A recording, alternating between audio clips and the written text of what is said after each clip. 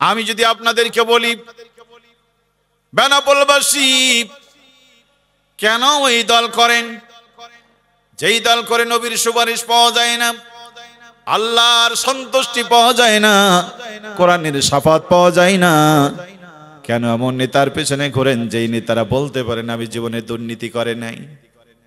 বিগত বছর দেশ চালিয়েছেন সবাই, একজন দাঁড়ায় বলেন আমার নেতা কোনোদিন দুর্নীতি করে নাই? আমি ইকরামুলকে জিজ্ঞাসা করেন, আমার নাম ধরে চ্যালেঞ্জ করে বলতে পারি আমার নেতা শুধু মেম্বার চেয়ারম্যান না, মন্ত্রিত্ব করেছেন, 5 পয়সার দুর্নীতি করে নাই? ঠিক কি বলেন? চ্যালেঞ্জ করে বলতে পারি আমরা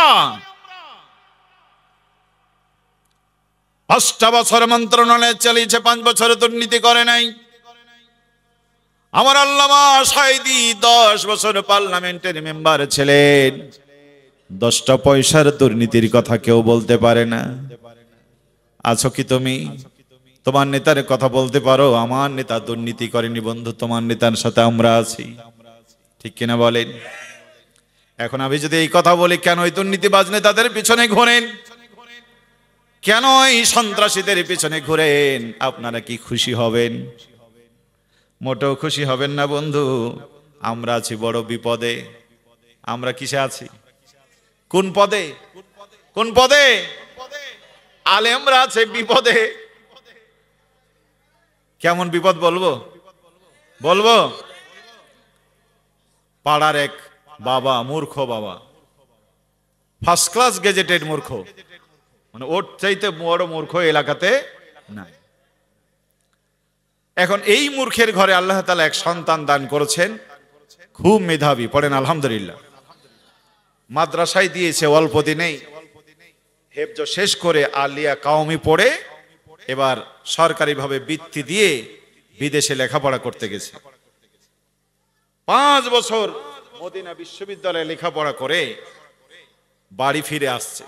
আপনাদের এই ভবার বেড থেকে সেই বাবা বড় খুশি, 5 বছর ছেলে বাড়ি নাই, ছেলেরা আনতে ঢাকায় গিয়েছে মাইক্রো ভাড়া করে। বাবা তো সেই ফজরের আগেই চলে গেছে, খোকা আসবে কখন, সকাল 10টায়, সে আগেই পৌঁছে গেছে। বসে আছে তাকিয়ে আছে, ছেলে আসে না। এইদিকে আস্তে আস্তে বাবার পেশাব লাগছে। কিন্তু মূর্খ মানুষ, ঢাকা এয়ারপোর্টে কোথায় টয়লেট কোথায় বাথরুম সে তো চেনে না, পড়তেও জানে না। সময় যত যায় পেশাব তত বাড়ে। সেও চিন্তা করছে খোকা আসুক তারপরে যা হয় হোক। সকাল 10টায় খোকা আসছে, বাবা তো খুব খুশি, বুকের সাথে জড়িয়ে কপালে চুমু দিয়ে বলে খোকা তুই এসেছিস, তোর জন্য আমি কত অপেক্ষা করছি। তোর দাদি তোর কথা বলতে বলতে কদিন আগে মারাই গেল, তোর নানাও তো তোকে বড় ভালোবাসতো, সেও 3 দিন আগে মারা গেল। খোকা আসতে আসলি, ওরা তোরে দেখতে পেল না, তুই তাদেরকে এত বড় আলেম হয়েছিস, তোর দাদি বলছিল যে আমার নাতি ছেলে আমার জানাজা দিবে, তার কপালে হলো না। বাবাও কাঁদলো, ছেলেও কাঁদলো, বলে খোকা গল্প পরে হবে, আগে গাড়িতে উঠ, ওর পেশাবে চাপ আছে না। ড্রাইভার বলছে চালা গাড়ি। গাড়ি চালায় ডানে আর বামে তাকায়, ডানে বামে তাকায়। এই বড় শাইখুল হাদিস আল্লামা পিছনে তাকায়, দেখে বাবা শুধু এদিক ওদিক দেখে। ছেলের ধারণা বাবা জীবনে ঢাকা আসেনি, লাল নীল বাতি দেখে বাবার অন্তর জুড়িয়েছে। আসলে কি লাল নীল বাতি দেখছে না ফাঁকা জায়গা খুঁজছে? পদ্মা সেতু পার হয়ে ভাঙ্গা পার হয়ে এসে ফাঁকা রোড পেয়ে ড্রাইভার কাছে থামা গাড়ি। গাড়ি থামিয়ে বাবা লাফ মেরে পেশাব করতে, সোজা একেবারে পশ্চিম দিকে মুখ করে, কাবার দিকে মুখ করে বাবা পেশাব করা শুরু করেছে। আলেম ছেলে দেখলো কাম তো গোলমাল।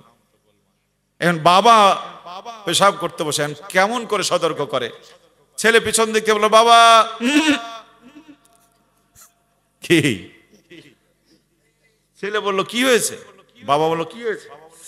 ছেলে বলল বাবা সরাসরি কাবার দিকে মুখ করে পেশাব করা শরীয়তে জায়েজ নাই। বাবা চিন্তা করলো আলেম মানুষ, সে তো ঠিকই বলছে, কোনো কথা না বলে কেবলা পরিবর্তন করে পূর্ব দিকে মুখ করেছে। ছেলে বলল বাবা এটাও হলো না, আহা সরাসরি কাবার দিকে পিঠ করে বসেও পেশাব করা জায়েজ নাই। বাবা তখন দক্ষিণ দিকে মুখ করেছে। দক্ষিণ দিকে মুখ করলে সেদিন থেকে বাতাস, প্রচন্ড বাতাস শুরু হয়েছে। আলেম ছেলে বলল, বাবা প্রচন্ড বাতাসের দিকে মুখ করে পেশাব করা শরীয়তে জায়েজ নেই। বাতাসের দিকে পেশাব করলে ছিটে চলে আসবে না শরীরে।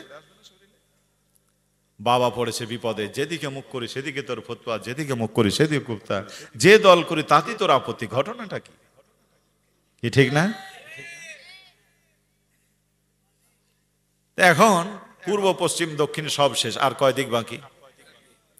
বাবা আর উত্তর দিকে মুখ করেছে। উত্তর দিকে মুখ করলে দুর্ভাগ্যজনক, বাবা যেখানে বসছিল জায়গাটা ছিল নিচু, আর সামনে জায়গাটা ছিল, থাকে না অনেক সময় এরকম। আলেম ছেলে বলো, বাবা নিচু জায়গায় বসে উঁচু জায়গায় পেশাব করে জায়েজ নাই। বাপ তখন রাগ করেছে, মুদ বই না, গাড়িতে উঠে ড্রাইভার করছে, চালা গাড়ি, মুদ বই না, গাড়িতে উঠে খেলে বিড় বিড় করে। এই জন্য তোর আলেম বানিয়েছিলাম, এই ছিল আমার কপালে, তোর জন্য ভালো করে মুখ তো পাইলাম না, যেদিকে মুখ করি সেদিকে তোর ফতোয়া। এক টানে বাড়ি চলে এসে গাড়ি থেকে মানে ব্যাগপত্র আর ছেলেকে ডাকবে কি, ঘরের ভিতরে স্ত্রীকে ডেকে বলছে, মুততে যদি চাও তাড়াতাড়ি মুতো, বেটা বাড়ি আসলে মুতো হবে না, ওর ঠালে আমি ভালো করে মুততে পারি। আচ্ছা বলেন তো, এই আলেমের দোষ না বাবার দোষ?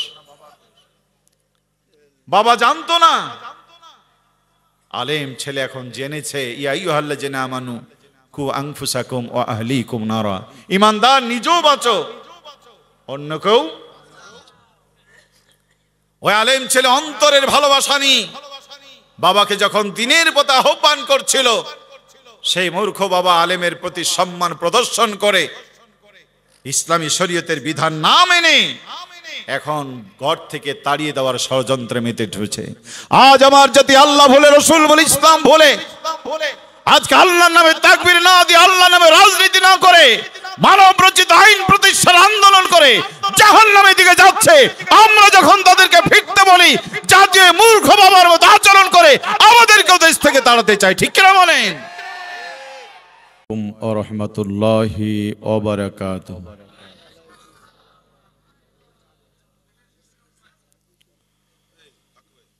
نحمده ونستعينه ونستغفره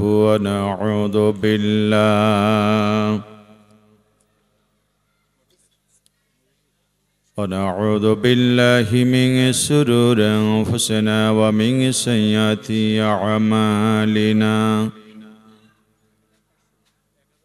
من يهد الله فلا مضل له ومن يضلل فلا هادي له، ونشهد أن لا إله إلا الله وحده لا شريك له، ونشهد أن سيدنا ومولانا محمدا عبده ورسوله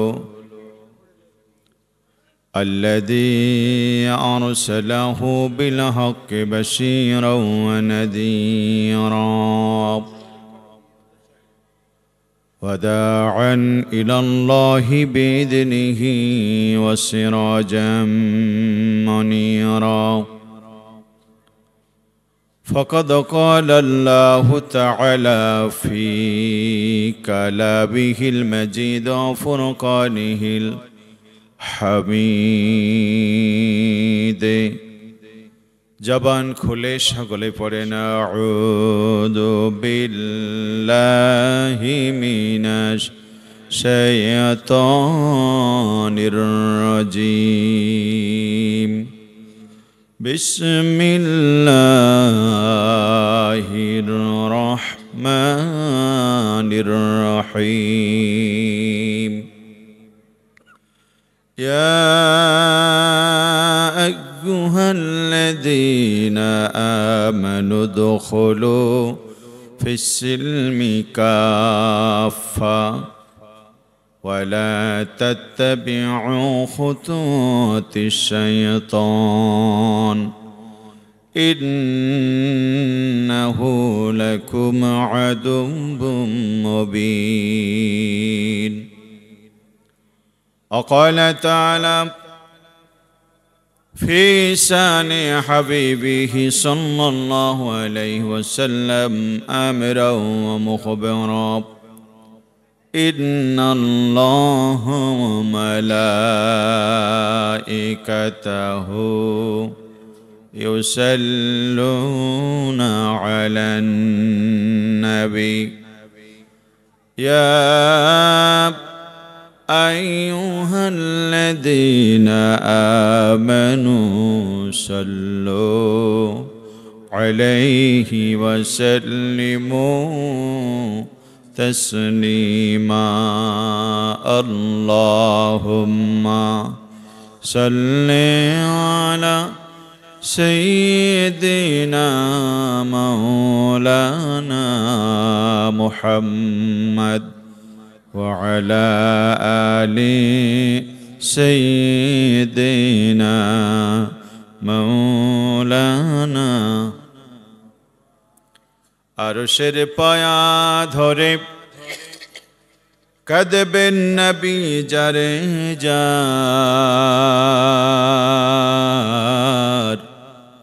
মাফ করে দাও গো মাওলা উম্মত আমার গুনাহগার। আল্লাহুম্মা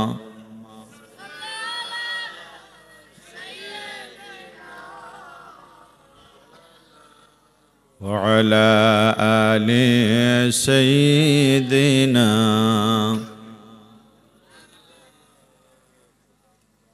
কেউ যাবে জাহান্নামে, কেউ বা যাবে জান্নাতে,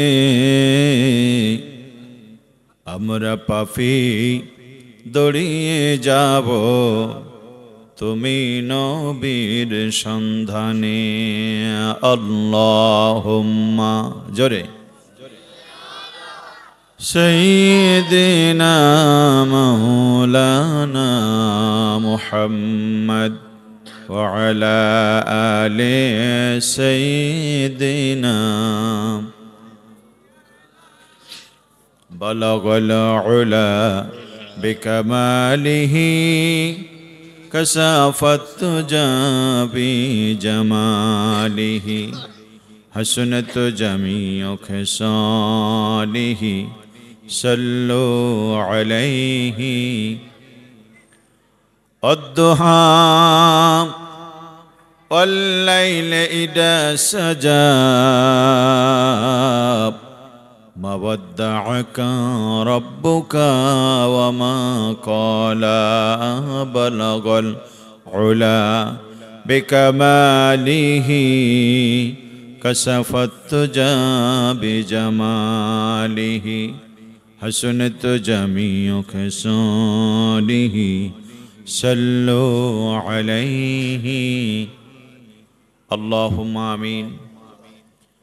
ربنا ظلمنا أنفسنا وإن لم تغفر لنا وترحمنا لنكونن من الخاسرين. رب ارحمهما كما ربياني صغيرا. رب ارحمهما كما ربياني صغيرا. ربنا لا تزغ قلوبنا بعد إذ هديتنا وهب لنا من لدنك رحمة إنك أنت الوهاب. رب اشرح لي صدري ويسر لي أمري واحلل عقدة من لساني يفقهوا قولي. ربي زدني علما. ربي زدني علما. سبحان ربك رب العزة عما يصفون وسلام على المرسلين والحمد لله رب العالمين. لا إله إلا الله. لا إله محبت পড়েন لا إله سبحان الله والحمد لله হাজারো ব্যথা বেদনার পরে ফিরে আসনি তুমি আপন ঘরে। দিনের আলো তুমি ছড়িয়ে দিতে চলে গেলে মদিনায় মক্কা ছেড়ে। হে রাসূল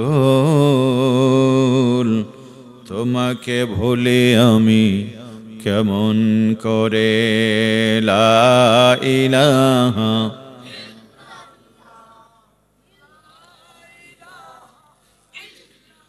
খেয়ে না খেয়ে দিন প্রচারের কাজে নিজেকে দিয়ে ছবিলে।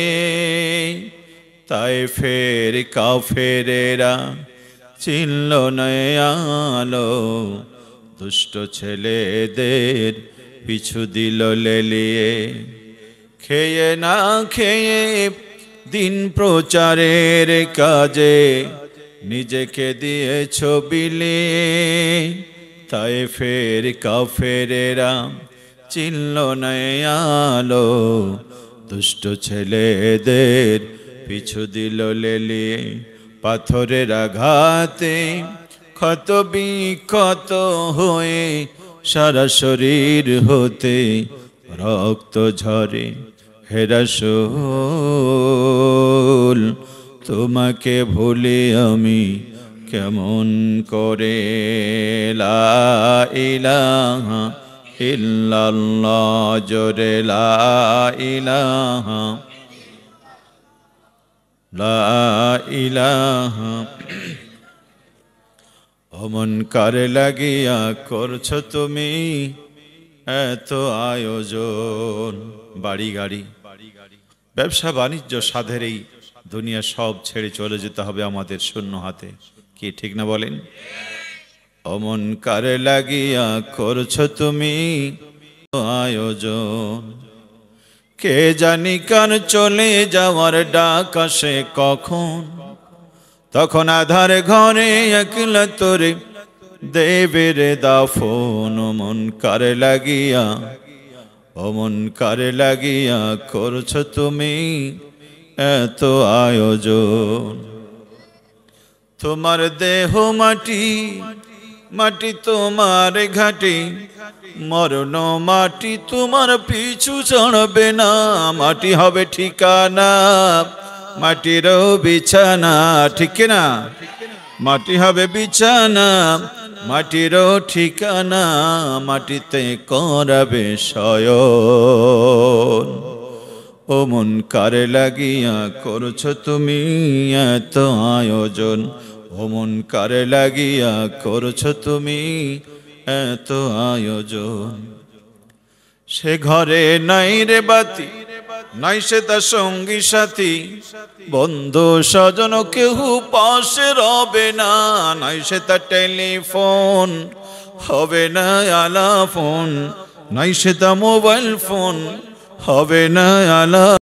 বন্ধু আচরে কেমন, ও মন কারে লাগিয়া করছো তুমি এত আয়োজন। ও মন কারে লাগিয়া করছো তুমি এত আয়োজন। কে জানি কার চলে যাওয়ার ডাক আসে কখন, তখন আধার ঘরে একলা তোরে দেবে রে দাফন। ও মন কারে লাগিয়া ও মন কারে লাগিয়া করছো তুমি এত আয়োজন। লা ইলাহা ইল্লাল্লাহু মুহাম্মাদুর রাসূলুল্লাহ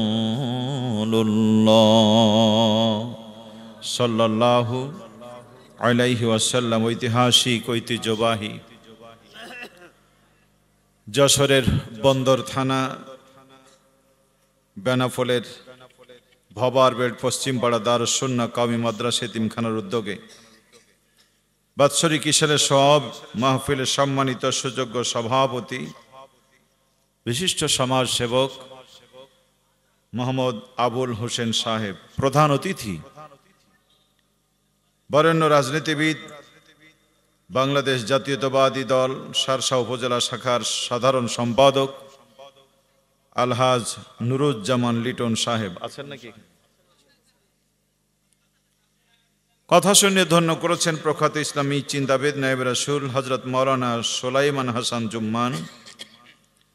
কথা শুনে ধন্য করেছেন হযরত মাওলানা তৌহিদুর রহমান। আপনাদের সামনে অতীব সংক্ষিপ্ত আলোচনা শুনে ধন্য করেছেন মাওলানা মোবারক হোসেন সাহেব। ইতিপূর্বে অত্যন্ত গুরুত্বপূর্ণ। আপনারা কি করেন? ছোট দিতে পারেন না ছোট ছেলেদেরকে? কি আশ্চর্য ব্যাপার!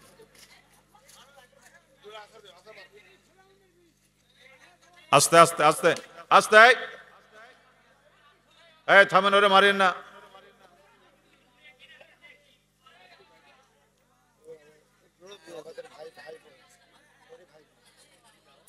আচ্ছা, এইদিকে তাকান, এইদিকে।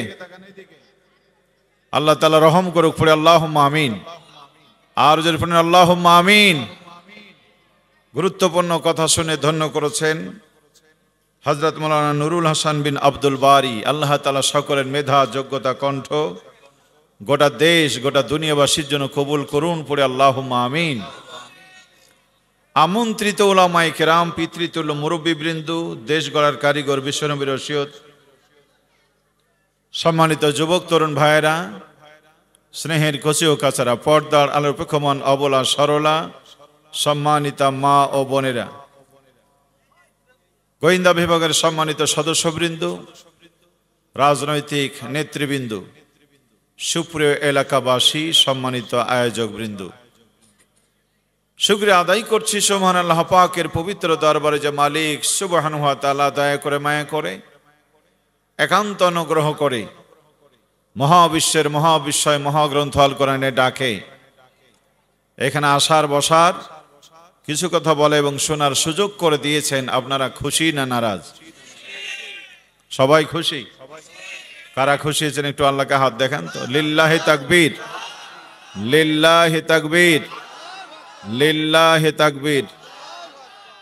তুমিও খুশি মায়ের খাওয়ার পরেও? যে আল্লাহ তাআলা আমাদেরকে মারার পরও খুশি রাখে, মায়ের খাওয়ার পরও খুশি রাখে, সে আল্লাহর দরবারে শুকরিয়া পড়েন আলহামদুলিল্লাহ। ওদেরটা না হয় চোখে দেখলেন, চোখে না দেখা মায়ের খাওয়া মানুষ অনেক আছেন এখানে। 15 বছর মায়ের খেয়েছেন, আবার মেরেছে যারা তারাও আছে।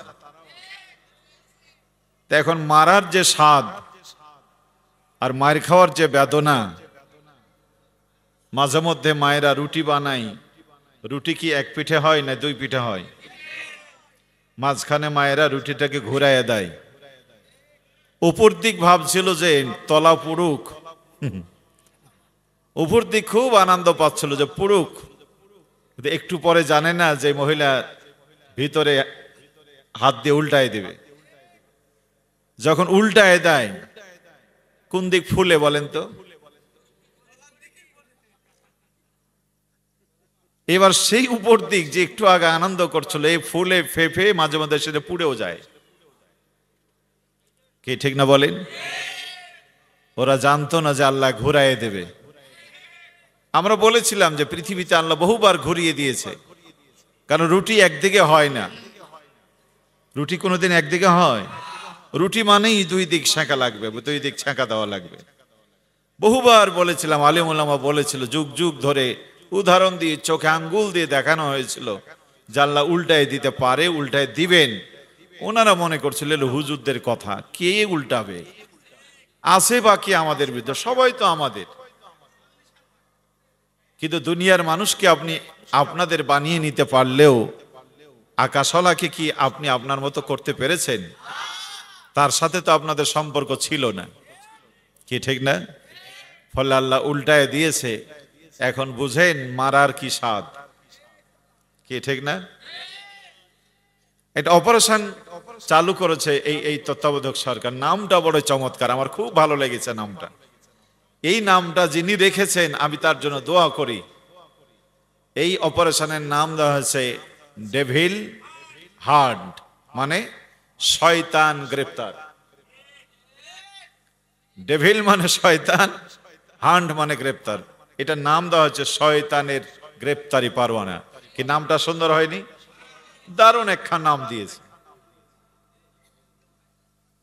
তো যে আল্লাহ রাব্বুল আলামিন আমাদেরকে এত অত্যাচারের পরে একটু স্বস্তির নিঃশ্বাস ফেলে একটু হলেও আনন্দ হওয়ার সুযোগ করে দিয়েছেন এবং বরকতপূর্ণ আয়োজনে আসার সুযোগ করে দিয়েছেন, মালিকের দরবারে শুকরিয়া পড়ছি আলহামদুলিল্লাহ। রব্বানা লাকাল হামদ হামদান কাসীরা তাইয়্যিবান মুবারাকান ফি। লাখো কোটি দুরূদ ও তাসলিমাত বর্ষিত হোক মহান শিক্ষক, পথপ্রদর্শক, বিশ্বসেরা বিশ্ব নেতা জনাবে মুহাম্মদ রাসূলুল্লাহ সাল্লাল্লাহু আলাইহি ওয়াসাল্লাম ধরার ধরণীতে মানব কল্যাণে সুখী সমৃদ্ধ আধুনিক সর্বাধুনিক একটি শান্তির সমাজ প্রতিষ্ঠার লক্ষ্যে জেল জুলুম হুলিয়া হামলা মামলা দুপায় মারিয়ে একটি কোরআন ভিত্তিক আলোকিত সমাজ গঠন করে সমাজ থেকে সব ধরনের অন্যায় সত্য দূরীভূত করে এমন একটি সমাজ গঠন করেছিলেন যেখানে ছিল না চুরি ডাকাতি। পড়েন আলহামদুলিল্লাহ। বন্ধ হলো হানাহানি, থেমে গেল মারামারি, নারী পেল মাতৃত্বের পদমর্যাদা, শ্রমিক পেল শ্রমের ন্যায্য অধিকার, শোষণবিহীন দুর্নীতিমুক্ত একটি পৃথিবী উপহার দিয়েছিলেন যে রাসূল, তার প্রতি ভক্তিভরা দুরূদ পড়ছি সাল্লাল্লাহু আলাইহি ওয়াসাল্লাম। সম্মানিত ভাইয়েরা, অশান্তময় পৃথিবীকে শান্ত করেছিলেন বিশ্বনবী কোরআন দিয়ে।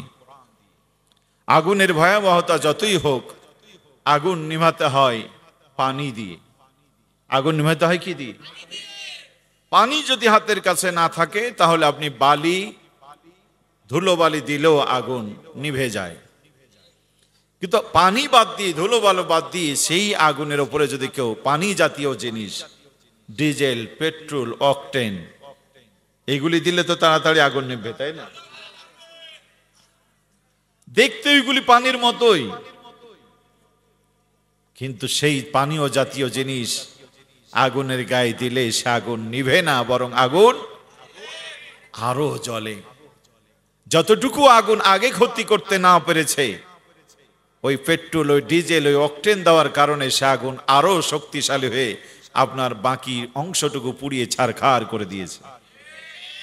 শান্তির জন্য শান্তি কমিটি, শান্তির জন্য মানবাধিকার সংস্থা, শান্তির জন্য বিভিন্ন ইজম, লেলিনবাদ, মাওসেতুবাদ, এরপরে জাতীয়তাবাদ, সমাজতন্ত্রবাদ, পুঁজিবাদ, এক একজন এসে এত সুন্দর কথা শুনিয়েছে, মনে হয় এতেই শান্তি, আর পৃথিবীর মানুষ অশান্তিতে যাবে না। আগে তো অনেক কথা শুনিয়েছিল, সর্বশেষ আমাদেরকে শোনানো হয়েছিল ঘরে ঘরে চাকরি দেব, 10 টাকায় চাউল দেব, সন্ত্রাস দমন করব, দুর্নীতি মুক্ত বাংলা গড়ব। ও আল্লাহ, চাকরি তো ঘরে ঘরে হলো না, বিনিময়ে ঘরে ঘরে হলো মামলা। আস্তে করে ঠিক বলেন। সন্ত্রাস তো দমন হলোই না, প্রকাশ্যে দিন দুপুরে মানুষ মেরে, সরকারি বাহিনী পুলিশের হাতে মানুষ মেরে সেই মানুষগুলিকে আগুন দিয়ে পুড়িয়ে দিতে দেখলাম, ঠিক কিনা বলেন? নারী ধর্ষণ তো বন্ধ হলোই না, ধর্ষণের সেঞ্চুরি পালন করে জসিমউদ্দিন মানিক, শাহজালাল, শাহপরান, শাহ মাকদুমের বাংলাদেশকে সারা দুনিয়ার জমিনে কলঙ্কিত করে এক দর্শকের হাতে শত শত নারীর জীবন বিপন্ন হলো, ঠিক কিনা বলেন? শেষ পর্যন্ত হারুন কাকার ঘরেও ধর্ষণের খবর পাওয়া গেল। ভাতের হোটেল খুলে তিনি নারীদেরকে নিয়ে নৃত্য করতেন, এমন ইতিহাসও আমাদের দুই চোখে দেখা লাগলো। দুর্নীতি মুক্ত বাংলাদেশ গড়তে চেয়েছিল যারা, যেদিন দেশ ছেড়ে পালিয়ে যায় সেদিনই লুঙ্গির কোনায় কোটি কোটি টাকা তাদের লুঙ্গির ভিতরে পাওয়া গেল, ঠিক কিনা বলে? শান্তি দেওয়ার চেষ্টা অনেকেই করেছে, পারেনি একজনও। চেষ্টা সবার ভালো ছিল, বহু চেষ্টা কম করেনি। জেনারেল জিয়া রহমানও চেষ্টা কম করেনি, এরশাদ চাচাও চেষ্টা কম করেছিল, বিষয়টা নয়। খালেদা জিয়াও চেষ্টা যে কম করেছে সেটাও না। হাসিনা তো জীবনটাই দিয়ে দিলেন জাতির জন্য, কি ঠিক না? চেষ্টার ঘাটতি ছিল বলে আমি ইকরামুল হক বলবো না, কিন্তু একটা ঘাটতি ছিল। তারা যারা চেষ্টা করেছিল, কেউ চেষ্টা করেছিল ব্রিটিশের দেখানো পথ দিয়ে, কেউ ভেবেছিল বাবার স্মৃতিচারণ করে, কেউ ভেবেছিল স্বামীর আদর্শ দিয়ে, কেউ কেউ ভেবেছিল রবীন্দ্রনাথ মানে মানবরচিত আইন দিয়ে। এদের একজনও আল্লাহর কোরআন দিয়ে দেশ চালানোর কোনো পরিকল্পনা গ্রহণ করে। দেখতে দেখতে 53 বছর কেটেছে। ছাত্র জনতার বিপ্লবে স্বৈরাচারী দেশ ছেড়ে চলে গেছে, জাতি আনন্দের সাগরে ভাসছে। কিন্তু এই আনন্দ ক্ষণস্থায়ী, আনন্দ স্থায়ী নয়। আপনারা যত খুশি হয়েছেন, আমি এত খুশি নই। এর একমাত্র কারণ হচ্ছে, আমার আশঙ্কা হয় 53 বছর যে সংবিধান দিয়ে রাষ্ট্র পরিচালিত হয়েছে, আগামী দিনে যে বা যারাই আসুক, আমার মন বলছে তারা আগের সংবিধান দিয়ে রাষ্ট্র চালাবে। কি ঠিক কিনা বলেন? সংবিধান যদি আগেরটাই থেকে যায়, শুনে রাখেন যশোরবাসী, বেনাপোল মুসলমানেরা, কুয়ার ভিতরে মরা ইঁদুর রেখে বালতি বালতি পানি তুলে আপনার হাত ক্ষয় হবে, রশি কেটে যাবে, বালতি ছিঁড়ে যাবে, পানি দুর্গন্ধ মুক্ত হবে না। ঠিক কিনা বলে? যে সংবিধান দিয়ে 53 বছর বাংলাদেশে শান্তি হয়নি, ওই সংবিধান বাংলাদেশে রেখে দলের পরিবর্তন হবে, ক্ষমতার পরিবর্তন হবে, নেতার পরিবর্তন হবে, জাতির ভাগ্যের পরিবর্তন হতে পারে না। ঠিক কিনা বলেন? যে সংবিধান দিয়ে বঙ্গবন্ধু শান্তি দিতে পারেন, এরশাদ, জিয়া, খালেদা, হাসিনা শান্তি দিতে পারে না, আল্লাহর কসম করে বলতে পারি। ওই সংবিধান রেখে যদি চরমোনাইকে ক্ষমতায় বসান, হেফাজতকে ক্ষমতায় বসান, পীর মুরিদদেরকে ক্ষমতায় বসান, জামাত ইসলামীকে ক্ষমতায় বসান, তারাও শান্তি দিতে পারবে। শান্তি যদি পেতে হয়, দুনিয়ার মানুষকে যদি একটা দিনের জন্য শান্তি দিতে হয়, এই জাতির মানুষগুলিকে আল্লাহর কোরআনের ছায়াতলে আনতে হবে। বলেন ঠিক কিনা? শান্তির মহামূল মন্ত্র হলো আল্লাহর কোরআন বলে, ফামান তাবিয়া হুদায়া ফালা খাউফুন আলাইহিম ওয়ালা হুম ইয়াহজানুন। পড়ো কোরআন, ধরো কোরআন, কোরআন পড়ো, কোরআন ধরো, কোরআন বোঝো, কোরআন দিয়ে নিজের জীবন চালাও। আমি আল্লাহ তোমাদের ক্ষুধা, দারিদ্র, সন্ত্রাস মুক্ত, ভয় ভীতিহীন জীবনের উপহার দেব। কথা কার? ফালইয়াবুদু রাব্ব হাযাল বাইতিল্লাযী আত'আমাহুম মিন জু ওয়া আমানাহুম মিন খাউফ।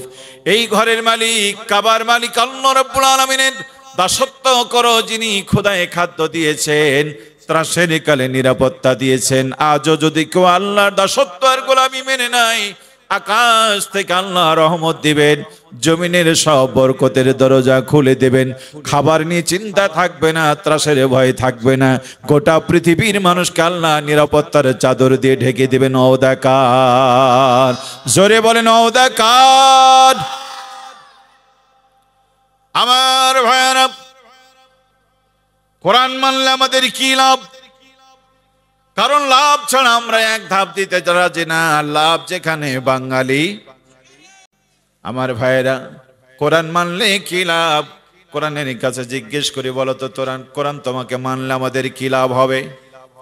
আল্লাহর কোরআন বলছে, ওয়ালাউ আন্না আহলাল কুরআমানু ওয়াত্তাকাউ লাফাতাহনা আলাইহিম বারাকাতিম মিনাস সামাই ওয়াল আরদ। সম্মানিত ভাইয়েরা আমার, আজকের মেহমান এসেছে, পড়েন আলহামদুলিল্লাহ। আজকের প্রধান অতিথি তিনি এসেছেন, তাকে আসন গ্রহণ করার জন্য অনুরোধ করছি। রাখেন, বসেন। প্রধান অতিথির আগমন, প্রধান অতিথির আগমন মোহাম্মদ নুরুজ্জামান লিটন সাহেব, তিনি আমাদের মাঝে এসেছেন। সাধারণ সম্পাদক শারজা উপজেলা বিএনপি মহোদয়কে বসার জন্য বিশেষভাবে অনুরোধ করা হচ্ছে।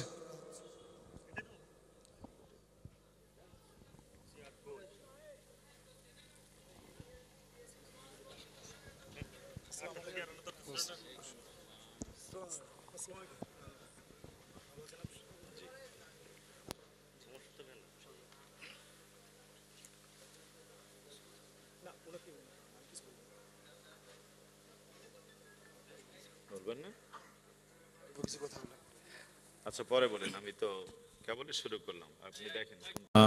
ইল্লাল্লাহ লা ইলাহা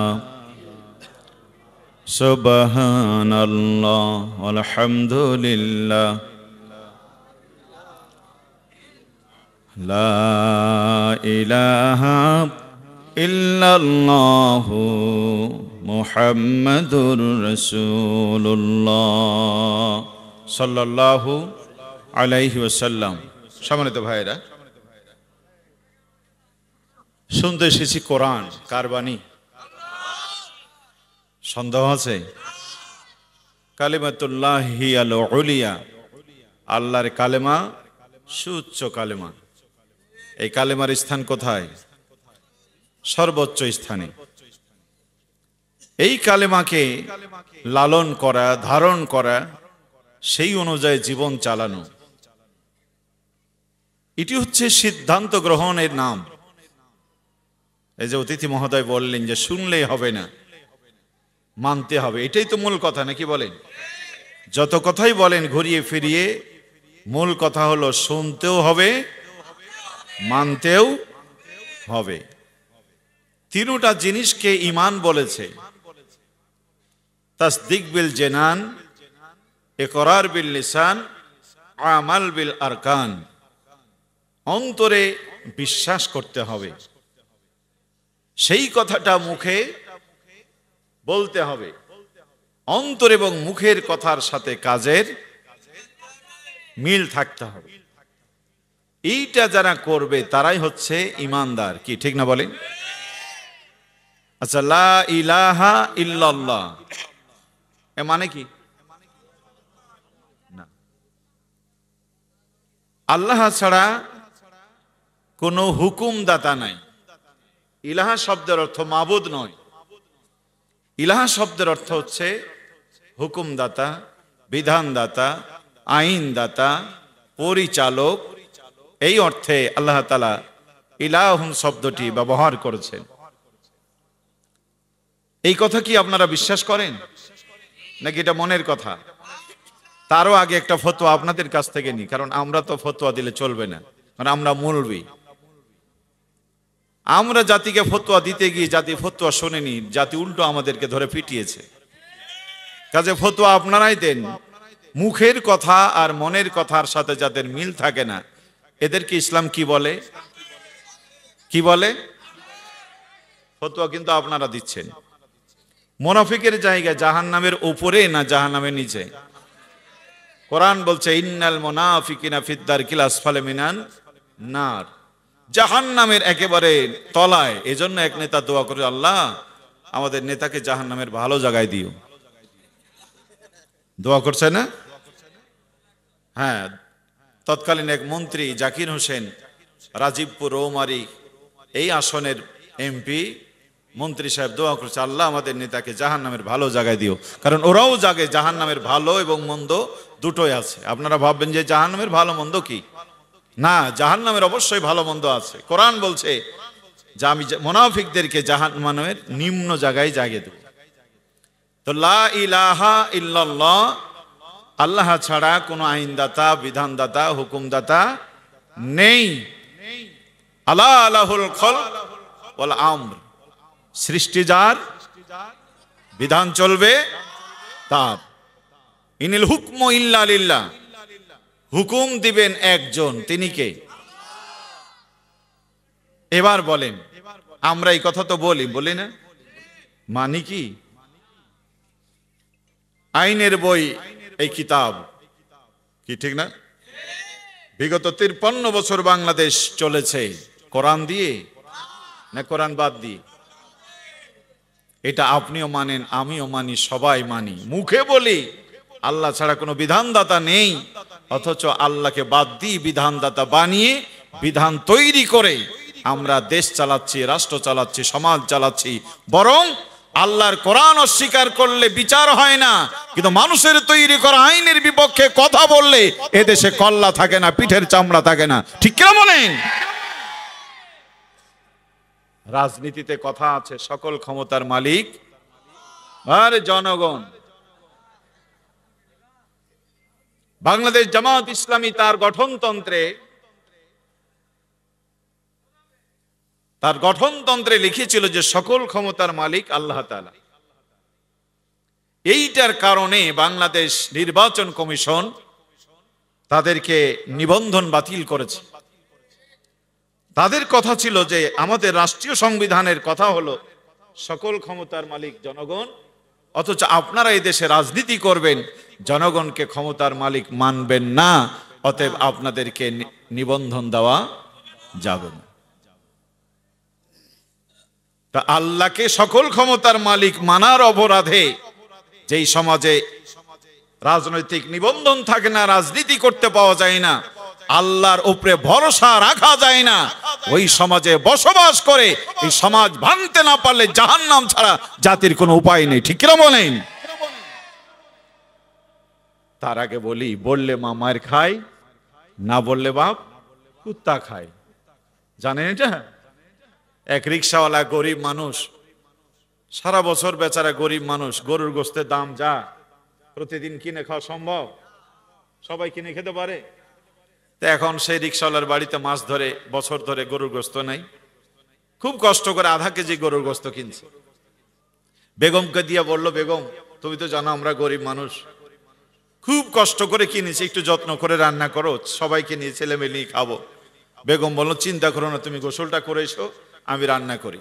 স্বামী বেচারা গেছে গোসল করতে, স্ত্রী বেচারা রান্নার কাজে ব্যস্ত। বাড়ির দুষ্ট বিড়াল, সেও তো 6 মাস ধরে গরুর গোস্ত দেখে না। চিন্তা করলো সুযোগ তো এটাই, আর কবে সুযোগ আসবে বলা যায় না। বাস এক থাবায় হাফ কেজি গোস্ত মেরে দিয়েছে। স্ত্রী এসে দেখে এক টোপলাও গোস্ত নাই। স্ত্রী চিন্তা করলো, সর্বনাশ, স্বামী আমার এত কষ্ট করে আনলো আর বিড়ালে খেয়ে গেল, আমি কিছুই করতে পারলাম না। ও তো বুঝবে না, এসেই পিটানি শুরু করবে। কি করা যায়? বুদ্ধিমতী নারী রাতে মানুষ মারে আর দিনের বেলায় গলা ধরে কাঁদে, এরকম নারী আপনারা দেখেননি? আবু সাইদকে গুলি করলো তার পেটুয়া বাহিনী দিয়ে, কি আর তার মায়কে ডেকে তার মার গলা ধরে কাঁদে। আহারে! তো এই বুদ্ধিমতী নারী বাইরে গিয়ে দেখে কুত্তা হেঁটে বেড়ায়, এটা কুকুরের বাচ্চা জবাহ করে মাথাটা ফেলে দিয়ে চামড়া লিখিয়ে বাস রান্না করে রেডি করে দিয়েছে। বাড়ির ছোট ছেলেটা দেখেছে ঘটনা, কিন্তু ভয়েতে বলতে পারেনি। কতক্ষণ পরে স্বামী আসছে, দস্তরখানা বিছানো হয়েছে, খাবার পরিবেশন করা হয়েছে। স্বামী এবার বলছে, আসো সবাই আমরা একসাথে খাই। কিন্তু স্ত্রীও আছে না, ছেলেও আসে না, কারণ স্ত্রীও জানে যে এটা কুকুরের গোশত, ছেলেও তো দেখেছে এটা কুত্তার গোশত, কি ঠিক না? তো এখন সে বলছে, ব্যাপার কি, আসো। ছেলে কন্যায় বসে জিকির করে, বললে মা মায়ের খায়, না বললে বাপ কুত্তা খায়, বললে মা মায়ের খায়, না বললে বাপ কুত্তা খায়। বাবাই চিন্তা করলে এই জিকির কোথায় শিখলি? বাংলাদেশে কত জিকির চালু আছে, কোন পীরের দরবারে গেলি? বলে, বাবা কোনো পীর না, এই পীরের দরবারে জিকির শিখেছি। বলে, ঘটনা বলো তো। ছেলে এবার বলে, আব্বু ভয় দিলে বলি। বলে, ঠিক আছে। বলে, আব্বু তুমি গরিব মানুষ, আধা কেজি গরু গোস্ত এনে আম্মাকে দিয়েছো, তুমি গোসলের কাজে ব্যস্ত, মা রান্নার কাজে ব্যস্ত, বাড়ির দুষ্ট বিড়াল এসে গোস্ত খেয়ে গেছে, তোমার ভয়ে মা কুত্তার বাচ্চা জবাহ করে রেখে দিয়েছে। এখন যদি আমি এই কথা বলতে যাই, মায়ের পিঠের চামড়া থাকবে না, আর আমি যদি না বলি তুমি বাবা কুত্তার গোস্ত খাওয়া, তাও তো আমি সহ্য করতে পারি না। তাই বলছি বাবা, বললে মা মায়ের খাই, না বললে বাপ। এই জাতির কথা যদি বলি, পিঠের চামড়া থাকবে না। আর এই কোরআনের কথা যদি জাতির কাছে না বলি, এই জাতি আল্লাহর জান্নাতে যাবে না। বলে ঠিক কিনা? কি বলি, কার সামনে বলি? আমার সামনে কোনো হিন্দু নাই, আমার সামনে কোনো ইহুদি নাই, আমার সামনে কোনো খ্রিস্টান নেই। বিগত বছরগুলো তো ছিল না, 15 বছরও খ্রিস্টানদের সামনে মাহফিল হয়নি। কোরআনুল কারীমের মাহফিলে কোনো হিন্দু আসলেও তারা সংখ্যা একেবারে কম, বিপ্লব ঘটানোর মতো কেউ ছিল না। অথচ দেখেছি তাফসীর মাহফিল থেকে আলেমদেরকে গলা ধাক্কা দিয়ে নামিয়ে দিয়েছে যারা, তারা শ্রীকান্ত ছিল না, তারা ছিল আব্দুর রহমান, আব্দুর রহিম, আল্লামা সাঈদীর মতো মানুষ। গোটা পৃথিবীর এক মুসলমানদের নিয়ামত, সেই মানুষকে কথা বলতে দেবে না বলে 13টা বছর জেলখানায় রেখেছিল। হাজার ষড়যন্ত্র করেছিল, মানুষের চোখের আড়াল করে দিয়ে মন থেকে মুছে দিয়ে চেয়েছিল। পাগলেরা বোঝে নাই, চোখের আড়াল করলে মনের আড়াল করা যায় না, বলেন ঠিক কিনা? ইয়াকুব আলাইহিস সালামের ভ্রান্ত ছেলেরা ইউসুফ আলাইহিস সালামকে বাবা একটু বেশি ভালোবাসে, এটা সহ্য করলো না। ইউসুফকে হত্যা করে বাবার ভালোবাসা নিতে চাইলো। আরে গাধার দল, তোরা ইউসুফ কেন বাবা ভালোবাসে সেটা জেনে তোরাও সে আচরণ করলে, বাবার সাথে সে ব্যবহার করলে, বাবাও তোদেরকে ভালোবাসবে, ঠিক কিনা বলেন? কিন্তু তা না করে ইউসুফকে মেরে বাবার ভালোবাসা নিতে চাইলো, হয়ে গেল উল্টো। বাবার কাছ থেকে যখন ষড়যন্ত্র করে ইউসুফকে নিয়ে গেল, বাবা কাঁদতে কাঁদতে সকাল বিকাল রাত দুপুর খাওয়া নাই দাওয়া নাই, শুধু ইউসুফ ইউসুফ ইউসুফ বলে কাঁদতে কাঁদতে বাবা তার দুর্চোখ অন্ধ করে দিয়েছিল। জীবন্ত ইউসুফের চাইতে, কাছে থাকা ইউসুফের চাইতে হারিয়ে যাওয়া ইউসুফের প্রতি নবী ইয়াকুবের ভালোবাসা বেড়ে গেল, বলেন ঠিক কিনা? বাইরে থাকা সাঈদীর চাইতে জেলে যাওয়া সাঈদীকে জাতি ভালোবেসেছিল। আবার জীবন্ত সাঈদীর থেকে মৃত সাঈদীকে মানুষ বেশি স্মরণ করে, ঠিক কিনা বলেন? ওরাও বিদায় হয়ে গেল, সাঈদী সাহেবও চলে গেল। আসলো মিজানুর রহমান আজহারী যেখানে যায় লক্ষ লক্ষ মানুষ হয়, বলেন তো তার বিরুদ্ধে ষড়যন্ত্র আছে না নাই? হুঁশিয়ার, সাবধান, ইসলামের সাথে লাগবেন না, আলেমদের সাথে লাগবেন না। নমরুদ ধ্বংসের মূল কারণ হচ্ছে নবী ইব্রাহিমের বিরোধিতা করা, ফেরাউনের ধ্বংসের মূল কারণ হচ্ছে নবী মুসার বিরোধিতা করা, আব্রাহার মূল ধ্বংসের কারণ হলো আল্লাহর ঘর ভেঙে গুড়িয়ে দেওয়া, আবু জেহেলের ধ্বংসের মূল কারণ ছিল বিশ্ব নবীর আন্দোলনে বাধা দেওয়া, আওয়ামী লীগের ধ্বংস হয়ে যাওয়ার আসল কারণ ছিল আলেম বিদ্বেষ, ঠিক কি বলেন?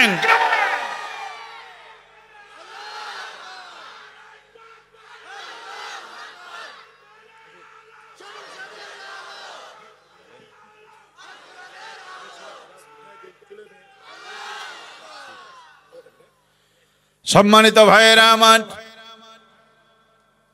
কোরআন কি বলে শুনেন? ফাকুল্লা যাহাবা ইলাল কওমিল্লাযীনা কাযযাবু বিআয়াতিনা ফাদাম্মারনাহু তাদমীরা।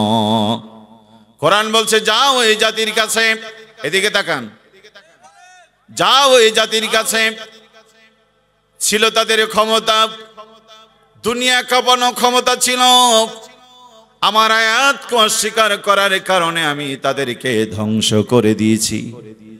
যুগে যুগে কালে কালে আল্লাহর আয়াত অস্বীকার করেছে যারা, ধ্বংসের অতল তলে তলিয়ে গেছে তারা। আল্লাহ কথা বলে বোঝাতে চান, আমার আয়াতকে অস্বীকার করবি না, ধ্বংসের হাত থেকে বাঁচাতে কেউ পারবে না, বলেন ঠিক কিনা? আয়াতকে স্বীকার করব না। আমি বলে দিয়েছি আল্লাহ আল্লাহুল খলকরাম, সৃষ্টি যারা ইনচার্জ চলবে তার। আন্নাল কুওয়াতা লিল্লাহি জামিয়া, সকল ক্ষমতার মালিক আমি আল্লাহ। আমাকে বাদ দিয়ে যদি আর কাউরে ক্ষমতার মালিক বানাস, আমি তোদের সাইজ করে দেব। আজকের মাহফিলের প্রধান অতিথি হলেন আলহাজ নুরুজ্জামান লিটন। আজকে ওনাকে বাদ দিয়ে যদি ওনার ছোট ভাইকে এখানে প্রধান অতিথি ঘোষণা করা হতো, ওনার বড় ভাইকে যদি ঘোষণা করা হতো, উনি কি খুশি হতেন? খুশি হতেন? কমিটি তার নাম দিয়েছে, এখানে ওই দলের আরো কোনো বড় নেতা আসলে তারে প্রধান অতিথি মেনে নেওয়া হবে না। না মানবে কমিটি, না মানবেন আপনারা, না মানবেন লিটন ভাই। দুনিয়ার একজন মানুষ যদি তার দায়িত্বের উপরে কাউরে না মানতে পারে, সকল ক্ষমতার মালিক আল্লাহ, আপনি অন্যকে ক্ষমতার মালিক ভাববেন আর আল্লাহ আপনাকে চুমা দিবে, এটা হতে পারে না। সম্মানিত ভাইয়েরা আমার, নমরুদ চেয়েছিল ইব্রাহিম আলাইহিস ইসলামকে মুছে ফেলতে। বলেন তো ইব্রাহিম আলাইহিস ইসলাম আছে না মুছে গেছে? ইব্রাহিম আলাইহিস সালাম প্রত্যেক নামাজ, হোক সে ফরজ, হোক সে সুন্নত, হোক সে জানাজার নামাজ, নামাজ আছে যেখানে নবী ইব্রাহিম আলাইহিস সালামের নাম আছে সেখানে। কি করে মুছবা তারে? যিনি মুছতে এসেছিলেন তিনি আছে না মুছে গেছে?